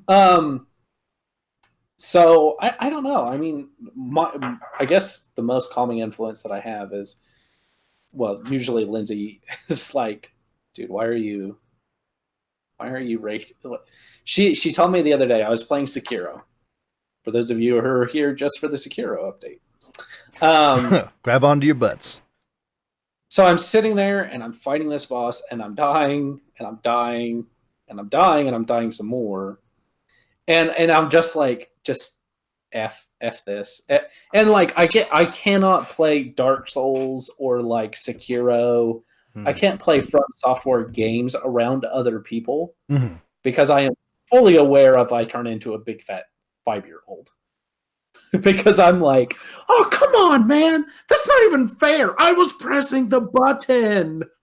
And then I'll be like, and like I've come really close to like throwing a controller or whatever. And so I know that kind of game is going to do it to me because it's I don't know if there's a way to overcome that part of me, especially because you're like, okay, I've got like 200,000 souls. This is awesome. I'm going to get in. I'm going to jump so many levels. This is going to be sweet. And then you die. You make a stupid mistake and you fall and you're like, okay. You have to psych yourself up. You're like, all right. I'm gonna walk in here. I'm gonna get my souls and then I'm gonna book it out of there. I'm gonna put on my ring of sacrifice and I'll be good to go. I'll just die and respawn. And then you're like, and like you're getting to it, but you've like run by 50 people and you like turn the camera around and all 50 are behind you. And then you're just like, damn, you died. And those words are so like they're just like you hear those words and you're like, you know what? And the sound effect with those words. Screw you too. You know what? You're dead. You know what? There have been so many times where I've just like, and I'll like stand up and I'm like, and then I'm like, okay, I need to turn this game off. Please go to YouTube. He actually stood up and acted all of it out. I'm like, and that's usually like if I feel myself getting too worked up or it's a big thing, I'll usually turn it off and be like, all right, I got to step away from this for a while.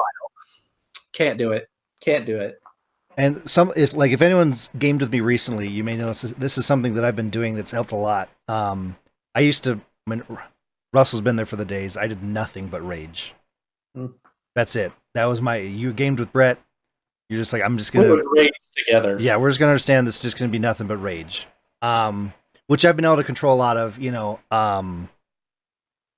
breathing techniques or going into with a mindset like Gunbait said. But something I've been doing recently is, it's probably annoying to everyone in party chat, but I will just talk it out.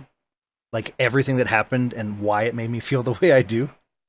Instead of yelling it, like I'll just be like, okay, well, this is what happened, and here's why it happened, and here's how it made me feel, and here's how I can deal with that later. And in the future, I can look at this and maybe what I should have done, and like I'll just talk the whole thing out, and then I'm like, okay, we can move forward now. Where it probably should be an inner monologue, but I say it out loud. But yeah, no, and just getting it out. Ashley I do the same thing, maybe not on a stream, but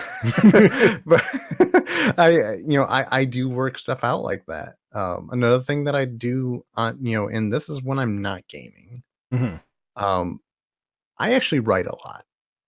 I actually have multiple Moleskine journals, like a pretty good stack of them, of just, me journalizing and writing in a diary like a high schooler, and I actually, and this was actually recommended by my therapist at one time, of just keeping, a journal of that. And it wasn't, for my therapist or anything like that. It was just for me. And, I highly recommend Ashley, either keeping like what I call a spit journal of just writing down ideas, or just when you have thoughts, just write them down. Also, it just helps you with in times of just creation. You can just throw ideas down on paper, and lo and behold, it actually helps you kind of work through some issues. I mean, just because you can read it back and say, later, at a later date, I shouldn't say like immediately, but at a later date, you can actually analyze and say, gosh, that seems so silly. And then you kind of work those into your brain as far as like, this is my problem, or this is my issue that I'm having. And you kind of start actually blocking out like a subroutine of like, if you're just running a program or something, it's just a subroutine that's running that you just learn to kind of phase out. And it actually shapes you a little bit. And and helps mold the type of person you want to be as far as like engaging with other players or engaging with other humans in the world. Yeah. So. Well, absolutely. One like I'm not writing down, but streaming is kind of like a direct right. It's I'm writing it down visually for you immediately. And so, something that's been helping me too is like I'll go back and watch something on stream of me raging, and it annoys the hell out of me. Yeah. And so I know it's annoying to other people. So the next time I'm in that situation, like that's running in my head, which keeps me in check. And so you're the documenting. more, I mean, yeah, exactly. The more you're able to keep that in your mind with more scenarios, it helps, contain that anger for, more scenarios you can be in a game and help kind of keep you like, okay, especially when you have anxiety, to be like, because you overthink everything. So then you're like, okay, that happened, but if you're angry, no one will want to be your friend. So you just shut your mouth, Brett. Okay, you got it. Mm-hmm. Well, I know one thing for me too is like, because I'll notice like Dungeons and Dragons, there was a period. I've noticed it too. Whatever, I do not rage on you guys. No, I just said I've noticed Dungeons and Dragons as well. Oh, okay. I've heard. Yeah, it's an international phenomenon. It's crazy. Right now. There was. Shut up. I'm about to rage on you. God, I wish. There was a period of time where the things in my life were very out of control. I had taken a step back. I had been let go from a job that I had that was really good for 3 years. And then 3 months before Lindsay and I got married, or not 3 months, I'm sorry, a month before Lindsay and I got married is when I lost that job. Ugh. And then we had just gotten married. I wasn't able to find a job in my field for a few months. Mm-hmm. And then I ended up having to take a step back and go to work as a courier, which was 10-hour days of, getting up and driving for 10 hours. And it sucked. And so there were lots of things in my life that I was not happy with. Looking back on it now, I'm like, oh man, I was super depressed. That was a terrible, terrible situation that I didn't realize. But like, I do notice that like when there are things in my life that are stress points that are pushing on me, my ability to control my rage and what are supposed to be de-stressing activities go completely in the other direction.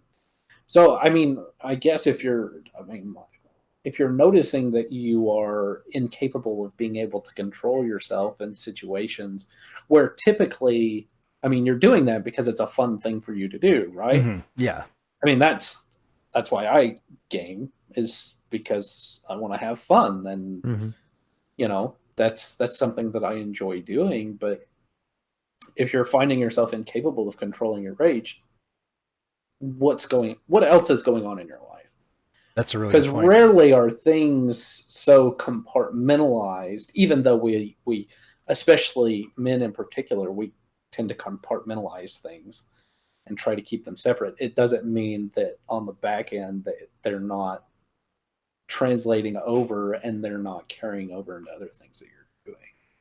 So if you're experiencing things that are causing you to lose control, I mean, what else is going on in your life? And what can you do to rectify those things, right? And I'm glad you actually asked that kind of particular question of what you can do is, in being that if you're not the one who's raging, that's an excellent time, providing that you're not in a group, just send them a quick message or something like that, but kind of be on the lookout. And just there's also other warning signs too that something's not going right, and maybe this person just needs to vent. Currently they're not doing it the correct way, but take that opportunity to just be a good friend and like reach out and just make sure they're okay. Yeah. That goes a long way. Granted we're doing this on a public forum right now. But I mean, how does that make you feel? Well, you agreed to it, so I feel great. It was consensual. Anyways, for what?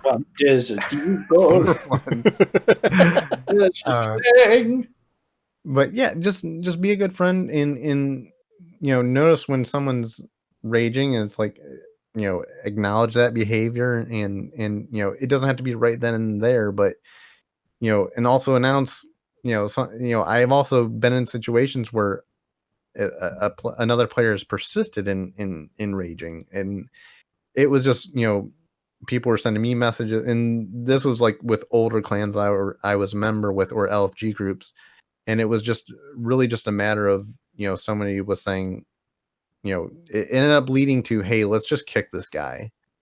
And I was just like, it doesn't need to lead to that. Just, let me pull him over into a side chat or something like that, and I'll be right back. And I pulled him over and was like, hey, is everything okay? And they're complaining about the game, but ended up this person like broke down and just started crying, with me, because they had there was a lot of shit going on in their life, but because they were able to just get it off their chest and talk about it, the rest of the night, the gaming experience was absolutely wonderful. Mhm. So I mean, it best advice I can give is, if you're playing with these people and you're wanting to have a good time, be a decent human being, talk it out with them. It doesn't have to be right at that time, but just know that, it's probably not just the game that's bothering them. There's other things that have been bombarding them. They also are feeling like, this good time that I'm supposed to be having is, being completely shit on right now. And Yeah. I'm not having a good time. And that's a frustrating feeling. Yeah. But yeah, I mean, I didn't want to turn this into like an advice thing, but I mean, those are some of the things that I've actually, over time, I've learned that can help tamp down situations. It was, the other night when you rage quit the game, it was shortly after that we signed off, and we had little chats back and forth, and I think there was like some tension the day after too, with just text back and forth, and and there was times where it's like, this is why also texting is never a good idea, just because Actual feelings never come through correctly. Yeah, and I'm trying to communicate in maybe possibly a funny way, and you took it as I'm being annoyed, and I was like, no, I'm not annoyed. No, Stop, and abort. and I was just like, I was like, when you get off work, just call me, because we need to vocalize it out. That never happened. I'm glad we're talking now, but we Yeah, me too. 'Cause chatted I since have then. hated you for days. Oh gosh, don't say that. I will vomit. Okay. Well, I love you both. Oh, thank you. Oh, No, I could never hate either of you. Oh, I couldn't hate you either. I'm not, those days of me actually like holding grudges and stuff are kind of over, because I know I now know that's another thing too. Think, as someone who also lives with anxiety, a lot of things are just out of your control. Mm-hmm. And once you can just really accept that, and just, not, I'm not saying just give up on life completely. It's like, well, it's out of my control. I have no, Wah, wah, wah. but it's like, yeah, it's out of your control, but it's like, we can act better, and it's like, there's nothing you can do about it, but you can try it again, and maybe have a different experience, but just acknowledging that some things are just, like server desyncing issues and stuff. Man, did I feel bad after shooting you. I felt absolutely horrible. And you probably even heard the cringe in my voice of, Oh, I did. Yeah. Because you're like, sorry. I believe the moment you were like, are you dead? Like, you could hear it in your voice. Yeah. Are you dead? I was like, oh God. That was a rhetorical question, by the way. Yeah, I knew you were I was dead. obviously dead. Those are big guns. Yeah. But yeah, I don't know. And like I said, I mean, I've come from other clans. Thankfully, when I went through Destiny Reset podcast clan, and then later Hoot Dog, both of those have been absolutely wonderful experiences. I just been in some groups where it was just very random people, and different age ranges too that didn't really meld well together. Like no one was getting the younger people's references and stuff, and I was actually one of the older people in the group. Thankfully, we have Clear Night, so Who's ancient? Wow. But grandfather winner over here. Woo. But no, it was just like, and I'm not saying this is the same with all clans, but it's like, it was just a bad scenario for me. People were raging all the time, and I just, I couldn't deal with it anymore, and it was affecting me. I was raging, and it, I was taking on their traits too. So it was like I was in the search for, like, I'm not saying a better group of humans or anything like that, but I was definitely in the search for a much more calmer experience. No, for sure. Well, I'm gonna hit a couple quick tips, and then if any of you guys have anything, jump in, and then we'll move forward. How's that sound? That sounds delightful. Okay. So some other things that I've been doing recently. It's been really fun to kind of. Well, it hasn't been fun. It's not fun to figure out that you're a piece of shit, but a few things I've been. See that before? What? Was this a surprise to you? Yeah, actually, I never knew. I mean, whenever I said you can't polish a turd, I was referring to you. Oh, see, that makes sense now. But like, I was at dinner. It was maybe 3 days ago. I had a fortune cookie, and I opened it, and it's like, "You're a piece of shit." And I was like, "Oh my god, I am." It was. You need to go to a different. It was a big moment. I know which one he goes to. He definitely. No, just and then I realized it was the menu, and then I was disgusted. Brett, in all honesty, you are one of the best people that I know. True story. And you may occasionally have the stressful moment where you rage quit, but you are also one of the most patient people when trying to help other people through things, and one of the most caring people that I know. So I was kidding before when I said that you're a piece of shit, because you're not a piece. But you are a polished turd, much like a diamond in the rough or a diamond in the shit. So I'm a piece of shit, right? And I honestly don't know where I was going with that. So thank you, Russ. That means a lot to me. That means the world. Welcome. Thanks, man. But Gunbait brought up a really good point earlier. Is there's always stuff going on in people's lives, and I'm very stressed all the time. I made a list of like everything going on, and so I could, like, if I'm like, why am I so angry? Like I can look at that. I literally have a list over here that I can look at and go, right, that's a lengthy piece of paper, But like, just recognizing, why is my aim off? Oh, I haven't been sleeping well. So going into a session going, I haven't been sleeping well. I know my aim is going to be off. Tell myself that first. We're going to be okay. Or just having a night. The main reason, like, if you've been on my streams, if I'm playing like something really old school, like Shining Force or the Twitch Sing stuff, is like, I'm just too stressed to sit there and play a shooter. Like, I'm going to have an awful time. No one's going to watch that. I'm not going to want to play that. And so recognizing that in yourself beforehand, and then you still want to game to, escape, but choosing what game you're playing based on, what your stress level is at the time is really important. You don't just grinding something out because you feel like you need to, even if you're at a point you shouldn't. Like, that's not healthy. Just take the time, take a night off, go do something else, grind it out, Make it spicy. Don't play a game and grind it out. You know what I mean? Carnival Row has done wonders for the bedroom, I'll tell you what. Giving you lots of tips and tricks. Just like, did you see that scene, babe? How you feeling right now? But I feel like rubbing my clothes all over Orlando Bloom. Yeah. And so then I just slam an axe into the table and go, that's not good enough. And then she's all aroused, and it's great.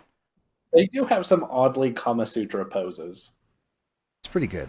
I can't wait to watch. Take notes. But yeah, just understand, where you're at in life, how you're feeling at the moment, and if you need to play something different, play something different. I mean, we've been doing Scribble.io, which is dumb, but you just laugh out, Twitch sings, old school game, like just something different. Play a single player game, Just if you're not in a good headspace to play whatever high intense multiplayer thing you want to do, like don't do it. Take the night off. It's going to be okay.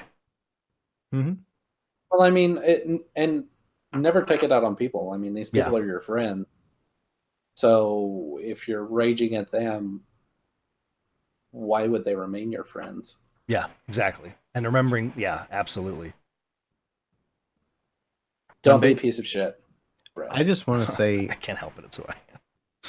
Whatever transpired the other night, I love you, man. And I don't, I'm sorry for shooting you. Okay. I'm not sorry I shot you. I'll tell you that right now. That was a few days ago, and I thought it was hilarious. I laughed my ass Your off. head flew back, and you slid down the center console of your ship, and it was the coolest death animation ever. Yeah. Anyway, Thank sorry, you. continue your really hard. Just not Guardian. Always become Yes. I absolutely hated the way I felt, and I'm glad we can talk about this tonight. Yeah. I'm, you're an awesome human being, and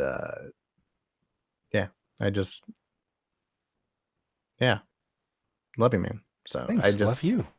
I just hated the way things left off the other night, and I'm glad that we could talk about this. This was a really cathartic experience. Yeah. I feel like a third wheel. You want to join? I mean, yeah. Okay. Get a PC. I want to come to. Yeah, I want you to come too. So hard. Just all over my face. Well, first of all, I want a PC, but also like I really don't have an interest necessarily in Guardian Con. Well, it's not Guardian Con anymore. Keep your flaming arrows to yourself. But I would love to be able to see you guys in person. Well, I get to see Brett in person every once in a while, but get to meet Gunbait in person. It's a beautiful experience. Sexy. Touch his ass while you're at it, especially in the kitchen. Okay.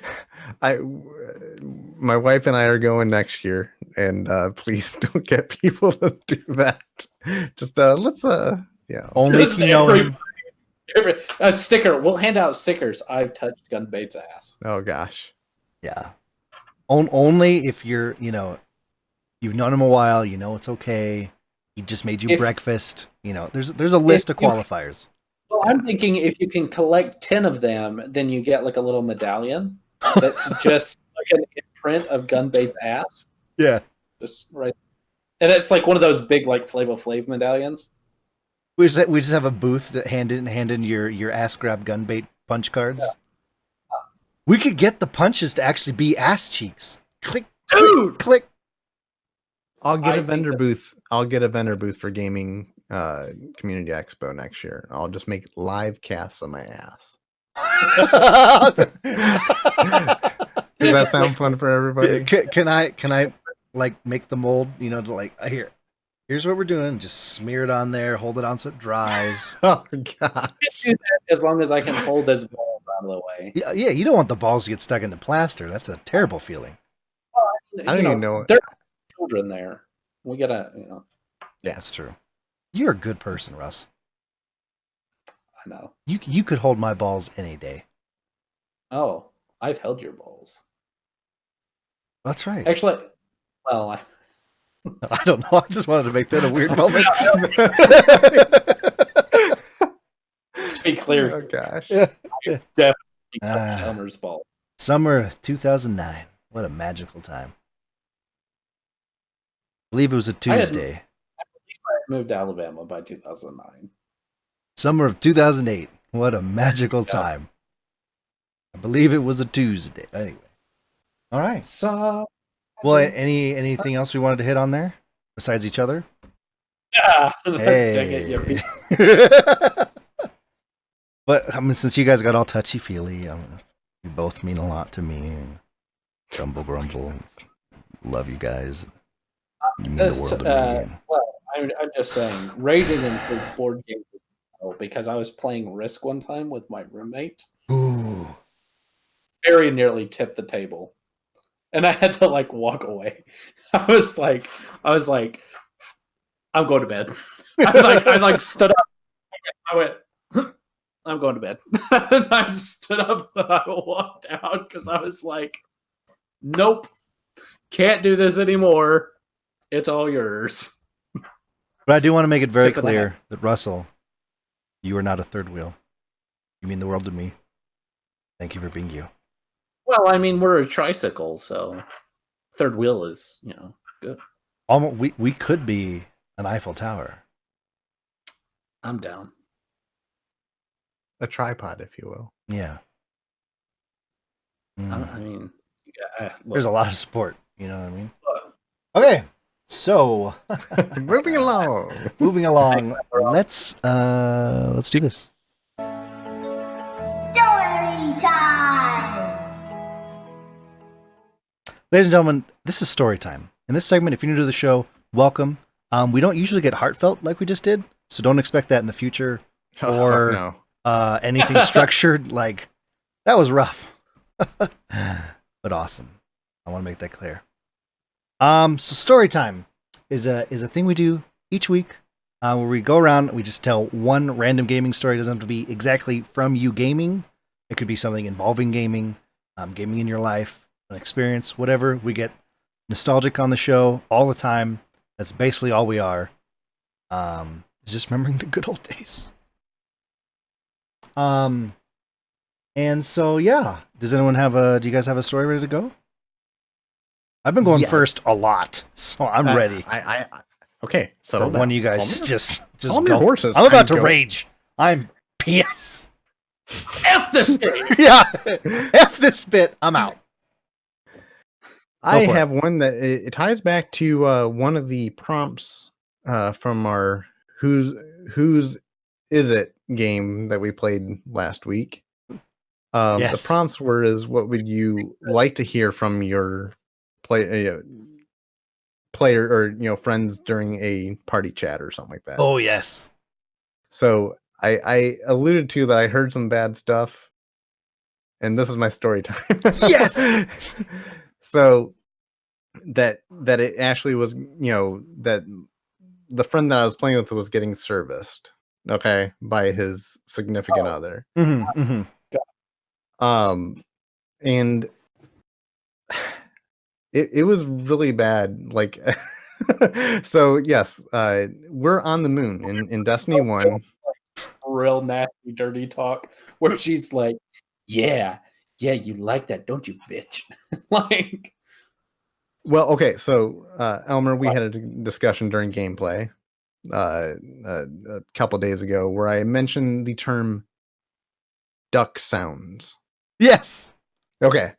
That's an inside story that we've talked about. I don't have to mention any names of any actors or anything like that, but there's a particular type of genre of film where a particular actor makes duck sounds while she is performing with another actor vocally doing something. That was really well worded. Thank you. For audio listeners, there were like 100 air quotes. Yes, there was a shit ton of air quotes. Go to YouTube. Anyways, some semblance of that duck sound was also happening on top of that while she was attending to him.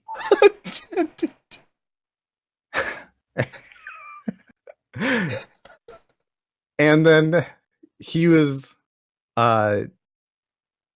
emoting in a way that can only be described as a lamb being slaughtered.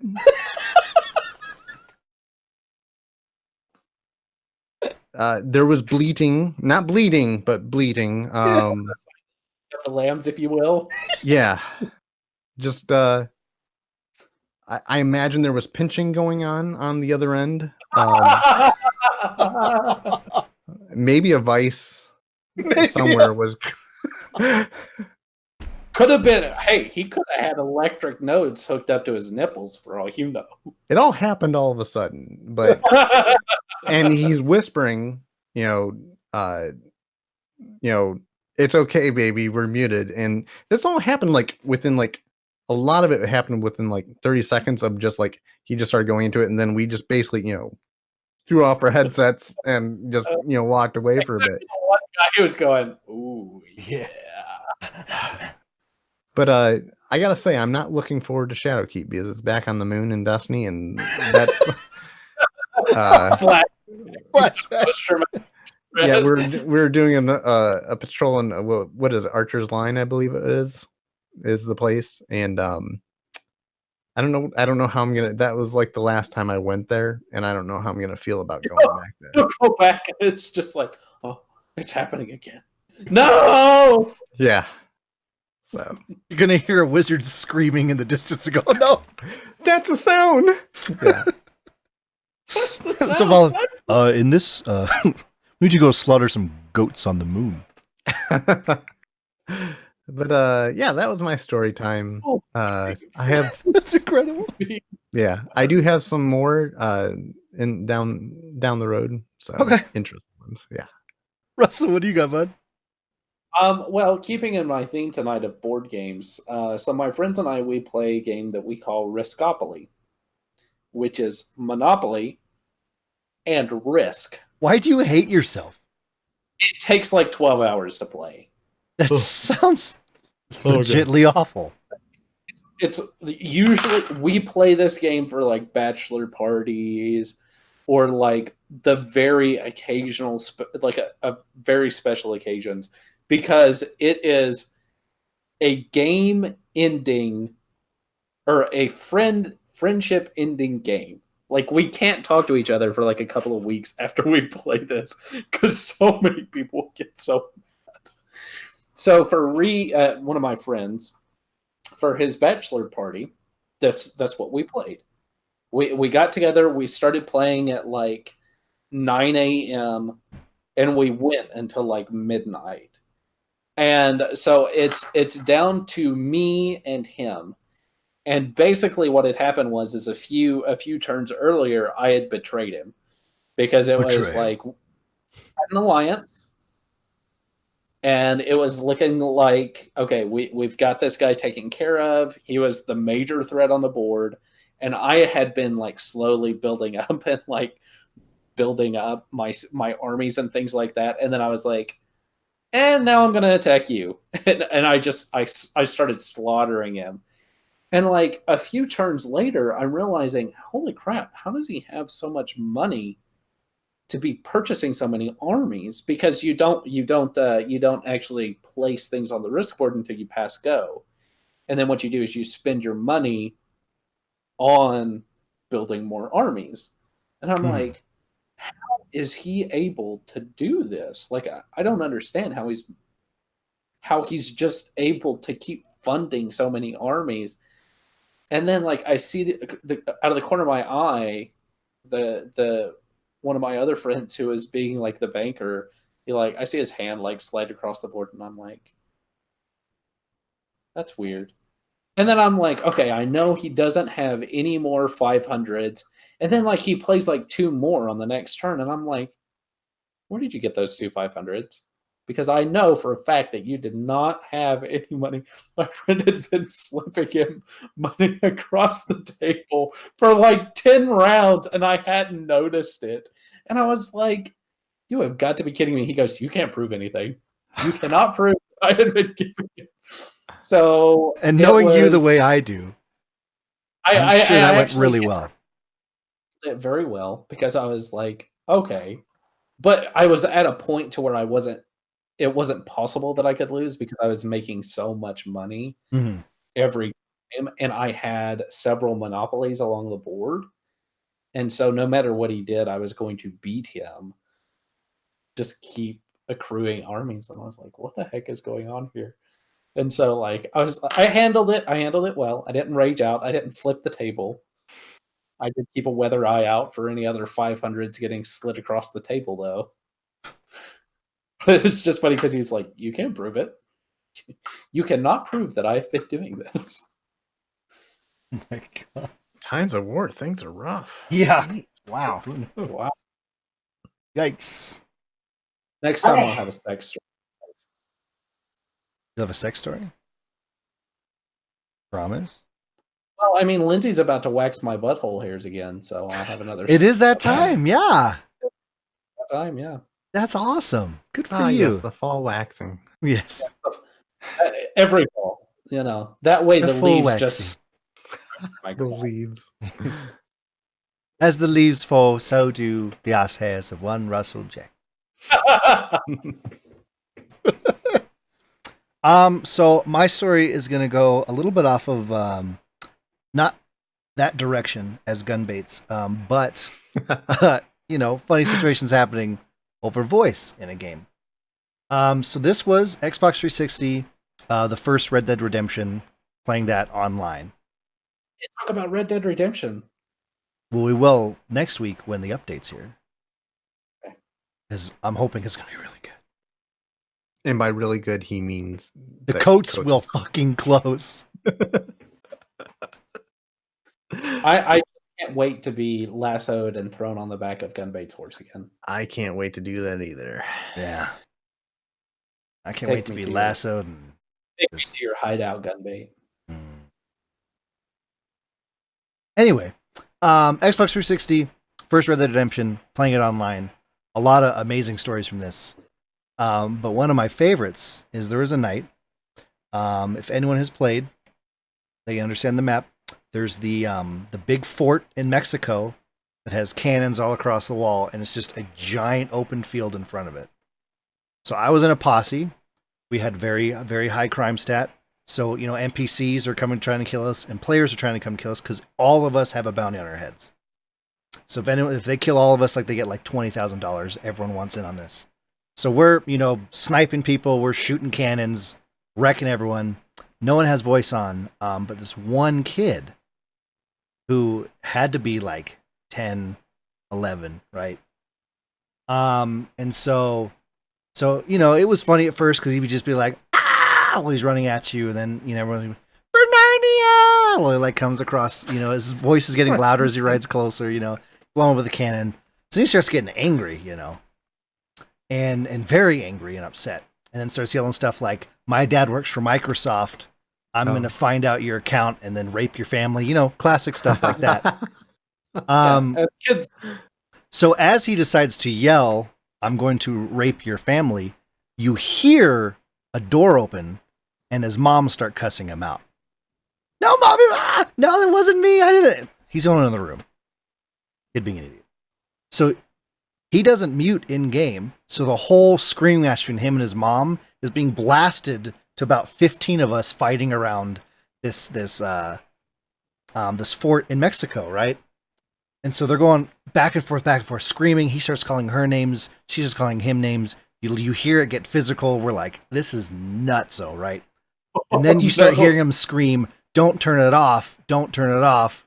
And mid-sentence, suddenly the voice is gone and he logs out. We're like, "She just shut his Xbox off here. Oh my God." We were laughing for a solid 25 minutes after that ended. As It was you just, should have.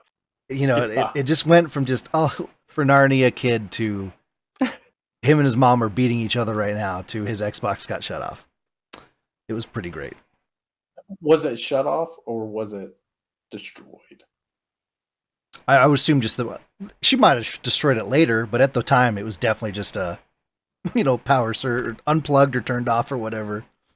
But yeah, there's nothing like hearing a scream, "No!"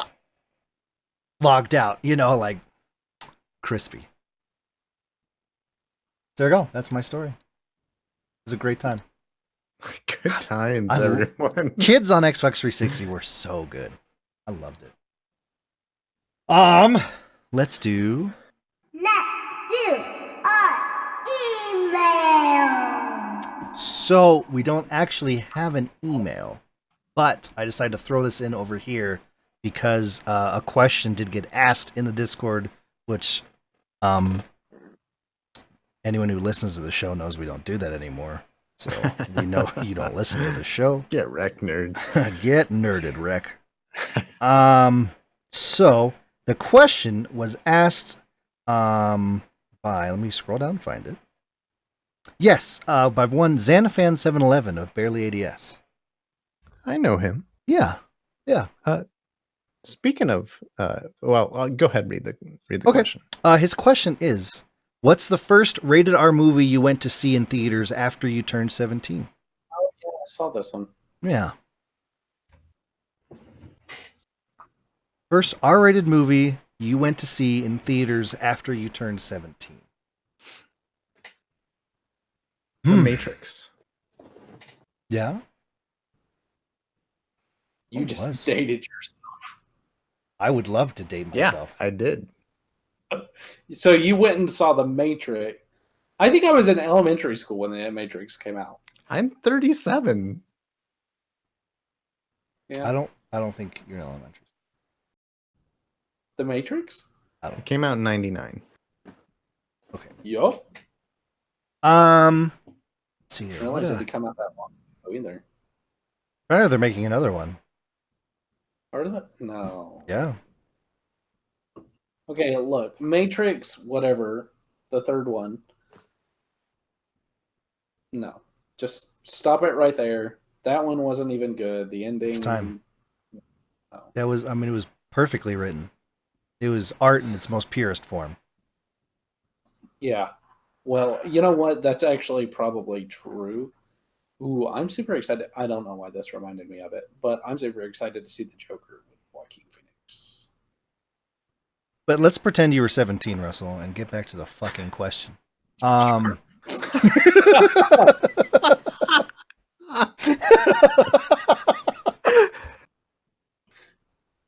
F this game! I'm out.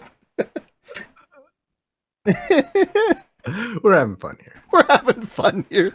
I mean, I'm not losing at one of the game shows, so we're still having fun. Yeah. Yeah. What was it for you? First rated R movie that I saw? Yeah.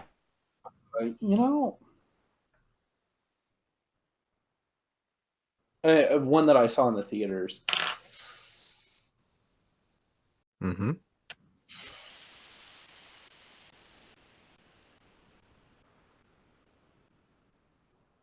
I think Mm-hmm. the only rated R movie that I can remember going to see in the theaters was Deadpool. That was like Not very long 5 ago. years ago. Yeah. I'm aware. I don't go to the theater to watch a lot of rated R movies. Okay. You know, because normally, I mean, I honestly can't remember. I love going to the movies, but a lot of what I see when I go to the movies have been superhero movies, Yeah. especially the last 10 years or so. So, I mean, like I just those aren't rated R. And those are the movies that I was most just interested in seeing, especially in the theater. You don't have to explain yourself to us. We're all friends here, Russ. I know everybody's judging me. I think I think that and Deadpool 2 are like the only rated R movies that I've gone to see in the theater. I mean, like I've seen lots of rated R movies, but normally, Amazon Prime or Netflix or whatever. For me, I think it was Knocked Up, actually. Cool. I think so. I'm going through a list. I think that's the one. There we go. Question answered. Thanks, Xanafan. And Thank you. Speaking of Xanafan, Yeah. I'm also going to be hanging with him this weekend. Like, what do you mean by hanging? I mean, I think we're gonna be at a bowling alley this weekend. Oh, didn't you God, tell we were me just about- talking about Red Dead Redemption, so I thought you know.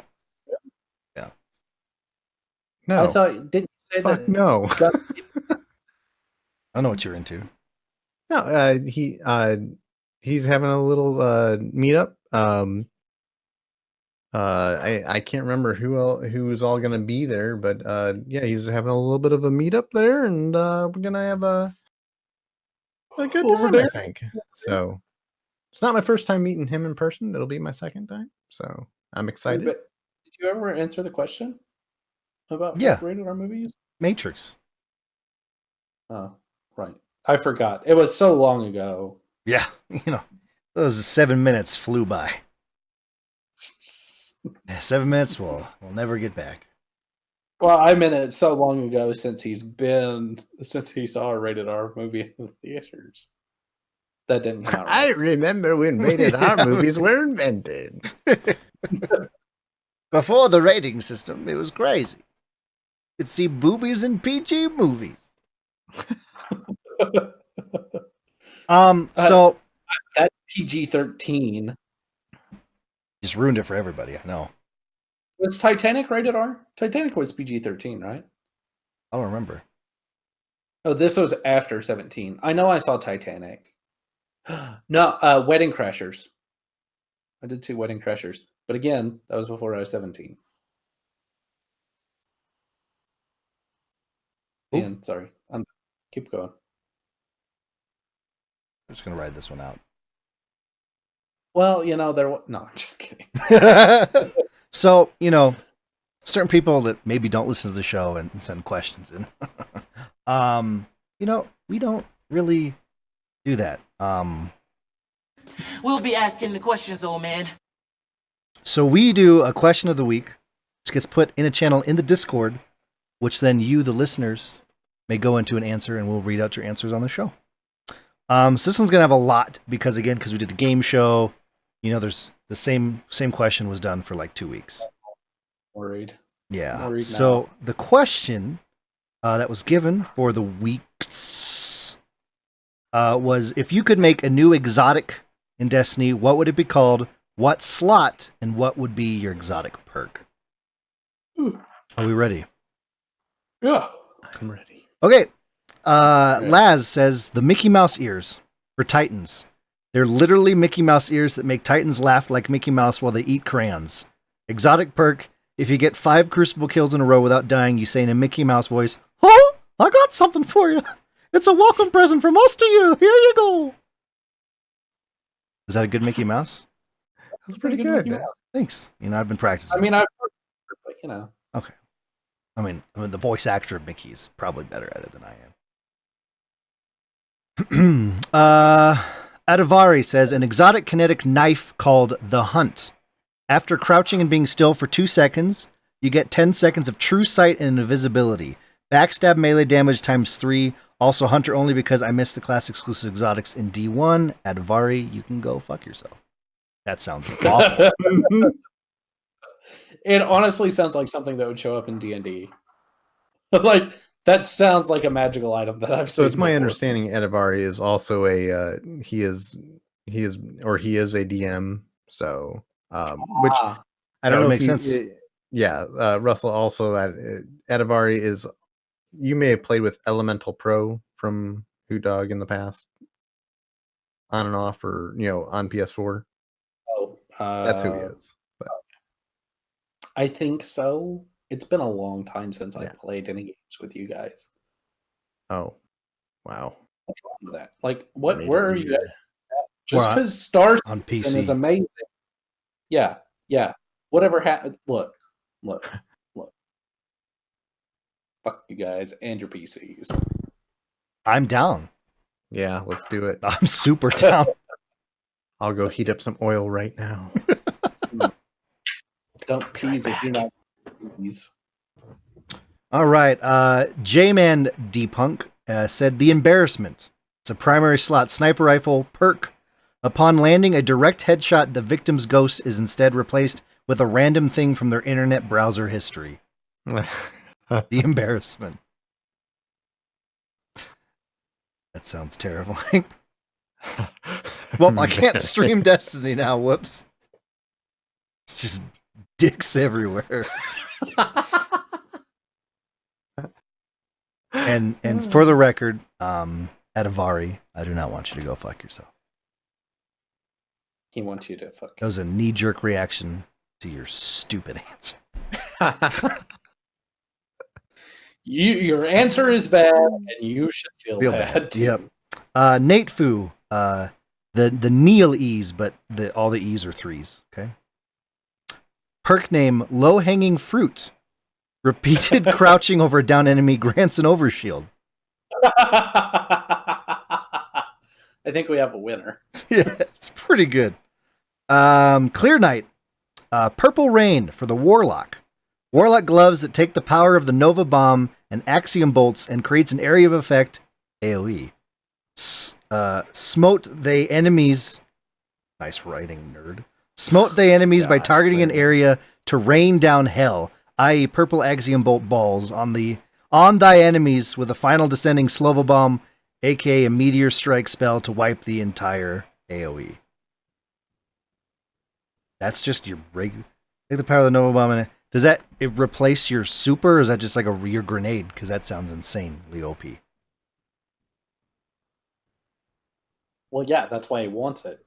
Jeez. These guys. Oh, yeah. Titan shoulder charge is an OP already. It's not. Are you kidding me? I have to run up to you, and it has to be available. Not to drag out a subject, but Titan shoulder charge was one of the reasons why I ended a stream one time. And maybe, you should have controlled your rage. Like I always do. So, aka Gear Dad, Titan gauntlets called Dry Peg. Perk name, No Time for Lube. Melee kills from behind prevent that down guardian from walking straight the rest of the match. Gross. Drafty. Now you see me. Hunter legs that when dodging make you invisible and sends a decoy in the opposite direction and appears on radar.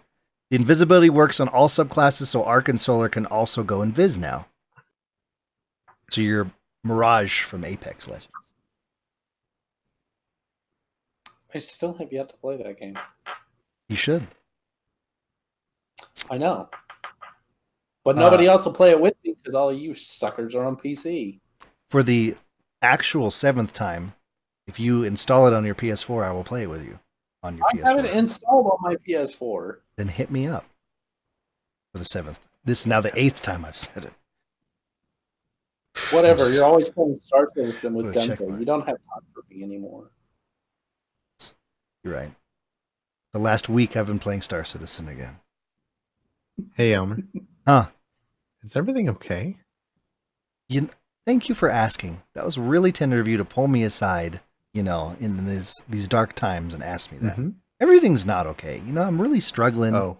A lot of things going on in life, and just, learning who my friends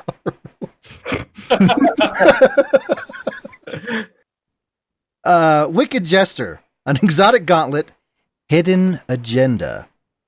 Ooh. Nothing up my sleeve. Oh well, there is that. Is the flavor text. Charged Melee released a hidden sawed-off shotty from your sleeve for a single burst shot that consumes secondary ammo as well as your melee energy. Successful melee kills increase movement and dexterity. See, that's someone that actually thought of, there's some negatives and positives to that. That sounds balanced. Cool. Yeah. That'd be a cool animation, too. Like someone thinks you're going to punch them, and all of a sudden there's just like a sawed-off shotgun comes out of your sleeve. Sounds amazing. That does sound pretty That awesome. would actually be a sweet anime.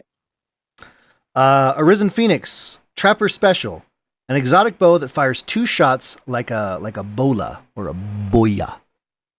Bola? If you're from somewhere else. Or bolo tie. It fires bolo ties. My grandpa still wears bolo ties, and it's amazing.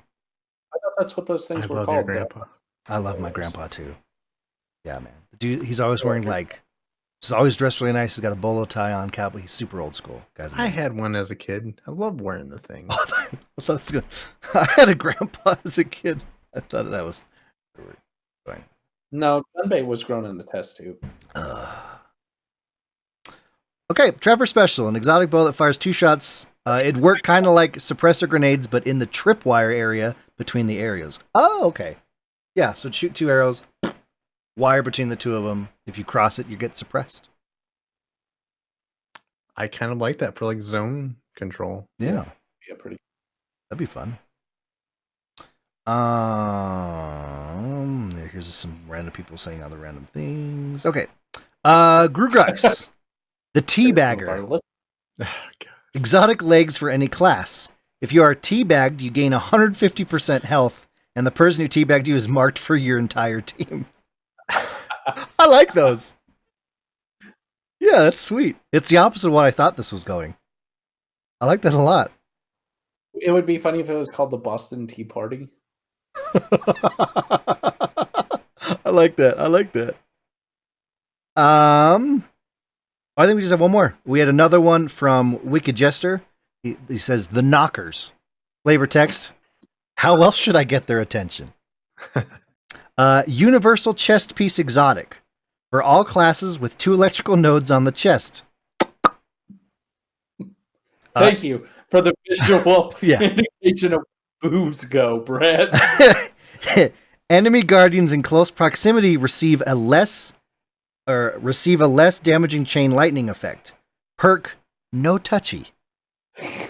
Melee hits against someone with this exotic launches the opponent 80 feet through the air with an audible slap sound.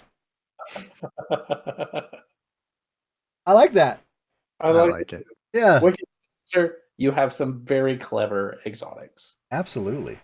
Very well balanced, too. Mm-hmm. Yeah, a lot of perks. One's usually bigger, but yeah, sure. I mean, mine's always bigger. My right one. Yeah. this is what this is led to. Yep, exactly. Hey, so it's super late at night.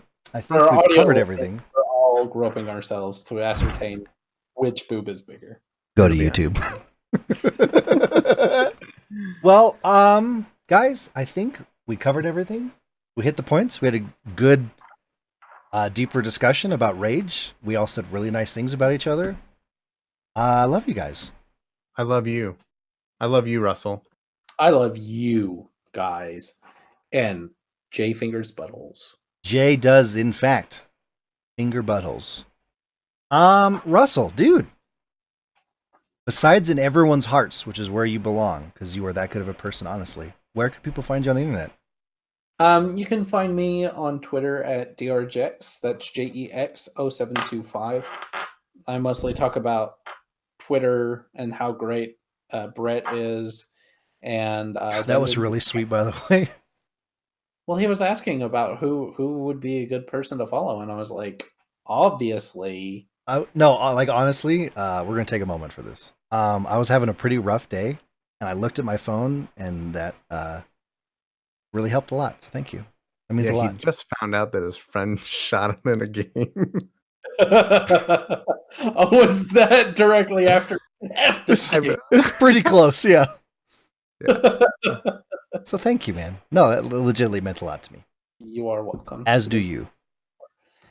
You can also find me on Sunday nights, if Brett ever streams it again, where we play Dungeons and Dragons, or if he ever plays with us again, where we stream Dungeons and Dragons. Let me go wake up my daughter and tell her to stop having issues. You want me to grab her for you right now? Yeah. Let me explain the situation to her. I'll set her down. Okay, good. Perfect. Stop being sick. Right. Stop almost needing to go to the hospital, all right? It's really inconvenient for me. This month we're playing a Pathfinder game, which has been pretty fun so far. And Clay...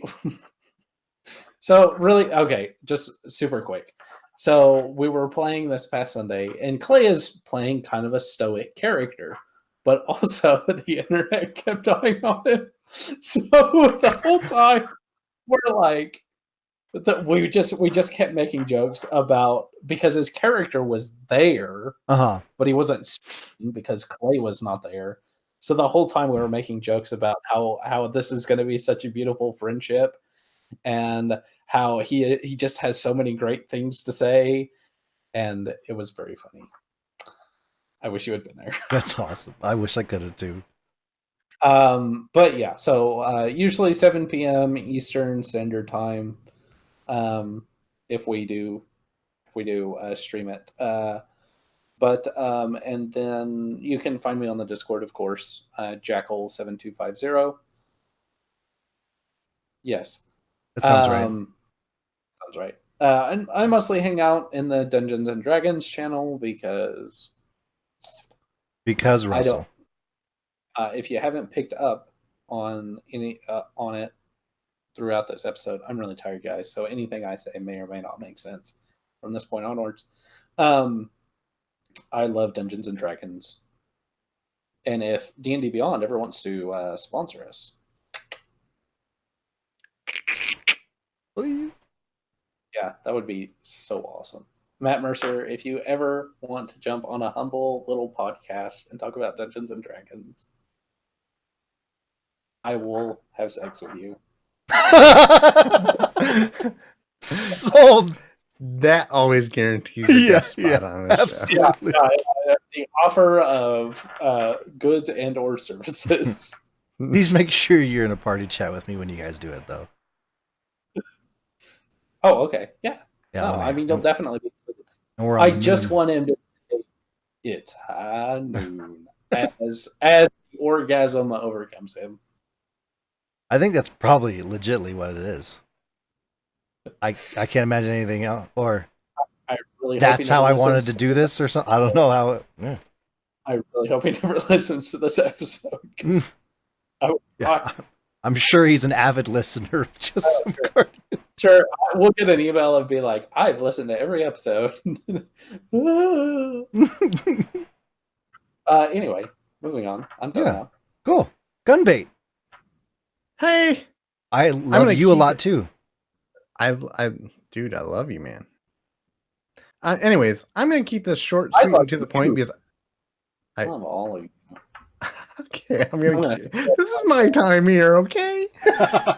Okay. So I'm gonna keep it short, sweet, to the point. Hi, I'm Gunbait101. You can find me on Twitter, Twitch, at all the same places. That is Gunbait101. I made a nice little jingle. You can find me at GUNBAIT101. I'm tired, guys. And I don't even know what the fuck just happened on the other screen. You've also had like 4 energy drinks today. I did, yes. My heart's about to explode right now. It probably is.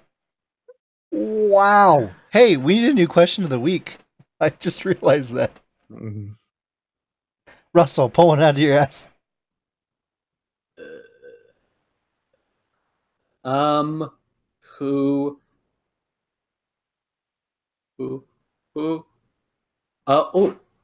Date, marry, or kill. Oh, any parameters? Yeah, we'll go with Zavala, Ikora, or Kate's dead. Yeah, so everyone murdered. Yeah, oh gosh, what's the lady name? that's She's all. not Hawthorne? a guardian. Okay, there it is. Marry or kill, Laura, Hawthorne, or Hawthorne. Zavala. Man, it's super late. Yeah, it's so late. So I'm running out of steam. I'm completely out of steam. But we look forward to your answers. Yeah, absolutely. I'm sure it'll be great. Okay. Well, thank you everyone for listening to episode 81 of Just Some Guardians. For this show, we are live. That's twitch.tv/Just Some Guardians. Thursday night, starting about 11:30 p.m. Eastern Time. You can find us on Twitter at JSGCast. Link to the Twitter is a way to get into the Discord where we're all hanging out, where we have the question of the week. You can come answer that. You can send us emails, justssomeguardians@gmail.com. Go on YouTube, Just Some Guardians. You can find us there. Hit that subscribe button. Get us up to whatever the number is, 100, I think. We have our own URL. It'll be incredible. So that's the kind of listening you're into. You'd rather have the video as well. We're there now. Thanks to Gunbait, who's incredible. Someday we'll have a website. Depending on Russell, we'll see. As for myself, I'm ElmmerFudd. You can find me on Twitter and Twitch and YouTube at ElmmerFudd Games. MMD. Who wants to do the outro? Join us next week on Just Some Guardians for utter incompetency and mutual chaos. Or you could flip that around. Hey. It doesn't matter what order it's in. I know. It's been a running gag for 70 episodes. We're not killing it now.